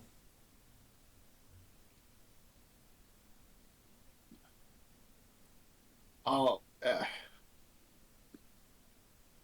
this might hurt the warrior, but I guess I'm going to do it. I'm going to spell burn 1 strength to get my flaming hands back. Okay. Then I'll spell burn 4 strength, 5 agility, and 12 stamina. Jesus. Wow. All right, you guys had to carry the elf back to town. Yeah, go for broke, man. All right. So you do that math. You burn 1 to get the spell back, and then how many you said you burn outside of that? 4, 5, which is 9, and then 12. Oof, all right. That's 21, right? 21. So do 11 of that last one, because 20 is the max you really burn. Get you a natural 20. Okay. So that's going to give you, just go ahead and roll it there. Oh, wow. That's fine. 6. So you automatically get the natural 20, and then your spellcasting modifier is 3, so we'll say that's a 26 total. So that puts you up into spell produces a blast of flame that burns up to 3 targets. It's magic, you can control what it burns, so it won't hit your allies. And for 2d6 plus caster level of damage. All targets must be within 10 feet of one another. So you're just going to burn the main guy there. Yeah. So 5 points of flaming damage for all that spell burn. Ouch. Wow. Alright, so with that then, it takes these 6 points of damage, and it is looking quite injured. And with that, it is going to let out a mighty roar and then strike out at the 4 nearest enemies. So that is going to be the elf first. That is a 14. A 14 versus the elf does hit, so you take 1 point of damage, and you are now wrapped up in vines as it grabs a hold of you. Alright, the next will be the warrior on the opposite side. That is another vines attack. That's going to hit 19 for 4 points of damage, and you too are wrapped up in vines. And then the last two, the halfling and the thief. The halfling first. That is a 18 for 6 points of damage. And lastly, the thief. That is going to be a 17 for 2 points of damage. Alright, with that, the rest of the shamblers start moving forward. The other 4 are still fleeing away from the cleric. So these 2 will move forward, and 1 will attack the thief, and 1 will attack the wizard. Is me and the halfling also restrained? No, he only restrained 2 of you guys. So it's the elf and the warrior that were restrained. Alright, so versus the thief, that is a 20 for 3 points of damage. And versus our wizard... Wait. I did necrotic damage, remember? With your attack, yeah, your necrotic damage to Yeah, the bog 1d6. beast. That's right. So add that d6. Go ahead and roll it for me. 5 more points of damage, so thank you for reminding me on that one. And also get 2 AC for 3 rounds, which would that have been? It was 14, right? It was 14, yeah. So if you had the 2 AC, that definitely would have benefited you. So that was the elf. How much damage did I apply? So it was 1 point of damage. Yeah, so it meets or beats. Yeah, so it does hit. All right, perfect. So last thing I rolled was the other shambler, which rolls a critical fail. So it takes some damage. It'll basically roll down the dice chain on its next attack because it doesn't have anything to break off necessarily. All right, with that, that is all the creatures handled, and we are up to the halfling. Hey, I will. Now I'm Actually, still no longer choking, right? And I'm not restrained or anything. Yeah, before you go, you suddenly hear a voice from behind you, a voice that you recognize. A voice that says, "Leave my friends alone!" Oh, kiddo. Yep. And I actually completely missed this, so this is my bad. When the creatures first came up and you first attacked, she would have come out yelling that. And she says, "Once you were man, but no longer be. Once you were held, but now you are free." And that is what rises up the bog beast from the hole. So I apologize, completely missed that. A little bit of revert back there. But you see Idris now just yelling out to leave her friend alone. And as the creature rises up and this battle begins, you see the look back on her face and see that she is suddenly shook, realizing the error of her ways, and she looks a bit scared. Okay, so this is still the bad guy we've got to beat.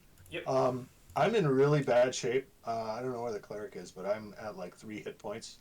And there's really nothing I can do about that, so I will try to do as much damage as I can before I go down.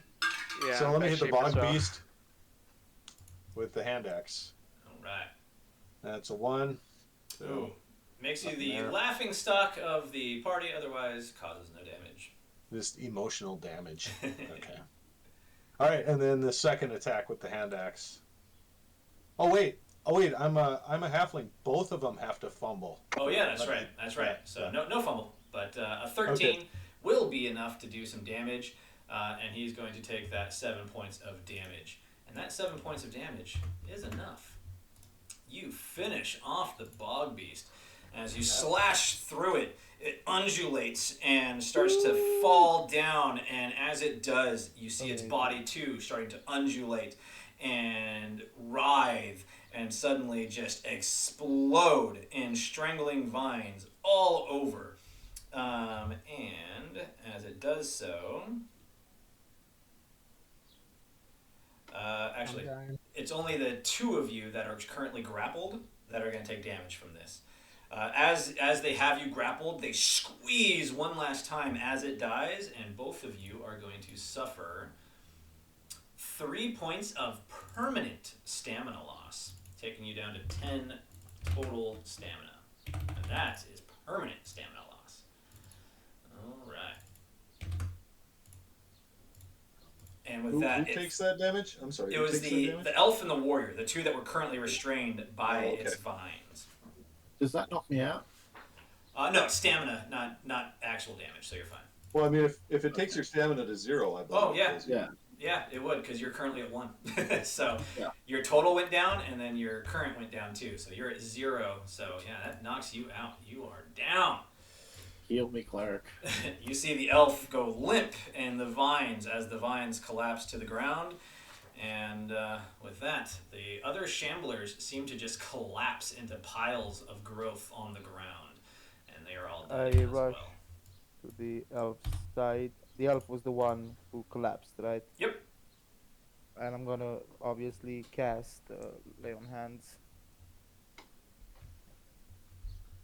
I don't think lay on hands can help the stamina damage. I'll say if he rolls high enough, it'll be like, burning Okay. those extra points to get him his 1 point of stamina back. Yeah. Kind of like broken bones, blindness, all that kind of stuff. Ooh. Yeah. But normally that's a restore vitality is the spell, I think. Yep. But since that's all we have right now, I'm going to say a 17. Not quite going to be high enough for that to bring that back. Can I burn some more luck? You could burn some luck if you would like. I'd like to burn some luck on that as well if I could. Yeah, I'd you love to basically get that need up. the highest roll, so you need to get up to a 22. So if you want to get him enough to get him to 22, that's 5 points of luck. Okay, I if I have burn 4 left. 2, that'll take him up to 21 if you want to pick up the other one. There you go. Sure. All right. So with that, you guys, Halfling throws you some luck. You burn your point of luck, getting you up to a 22, giving you 5 dice on that, and that'll be enough just to get him his 1 point of stamina back, and he regains consciousness. But you can tell he's very feeble and very weak. Yeah. All right, we are at time, a little bit over, so we're going to go ahead and jump forward. You guys are able to gather your senses, gather your things, gather Idris, jump back in the boat, make your way back to the village. You actually see, at this point, on your way back, Father arrive and show up and slither his way and lead you back, so you don't have to deal with these shifting pathways within. As you make your way back, We question Idris why she did what she did. and she says, well, none of the children at the village like me, and I wanted to make my own friends. I found, as I was lost out here, I found the bog beast, and I took a piece of him, and studied the ways, and found a way to create my own. But they ended up creating their own, and it got out of control.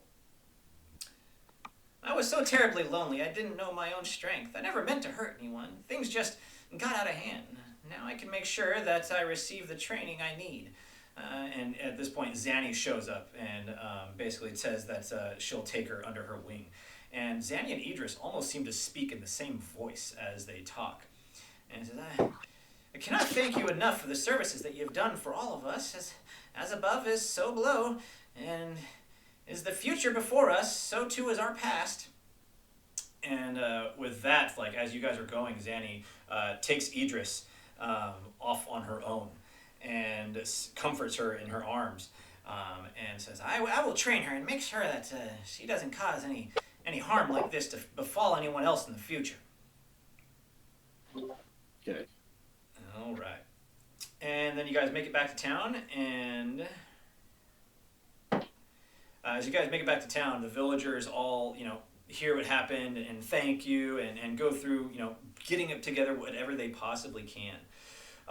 What you guys end up getting is a pair of clubs inset with devil gator teeth, which would be a +2 bonus to hit, and they do 1d7 plus 1 damage, so improved clubs, and a scroll of restore vitality. Old Zebulon will place the blessings of Glaucus on the party with a duration of 2d3 days. so a bit longer than usual. And then lastly, since you guys were on good terms with Zanny, she bestows upon you guys a basket holding several potions. A potion of growth, 2 potions of heroism, and a potion of longevity. And then you guys are able to continue along your way wherever you were originally heading when you first came across the village of God's Blight. I want to thank you for watching and hope you enjoyed this playthrough of DCC Horror Module Night of the Bog Beast. I would say this module really needs 2 sessions to get through, as there's a lot of additional content out in the Twilight Marshes that can build up the mystery and suspense. I also missed a couple cues for those build-ups, like Idris appearing and waking the Bog Beast at the end, but this was great practice, and I ran it again at a convention a couple weeks later, and it was a lot better, and the players had an absolute blast. If you would like an opportunity to play in other DCC games, visit the Goodman Games Dungeon Crawlers Discord, link in the description. Until then, we will see you next time.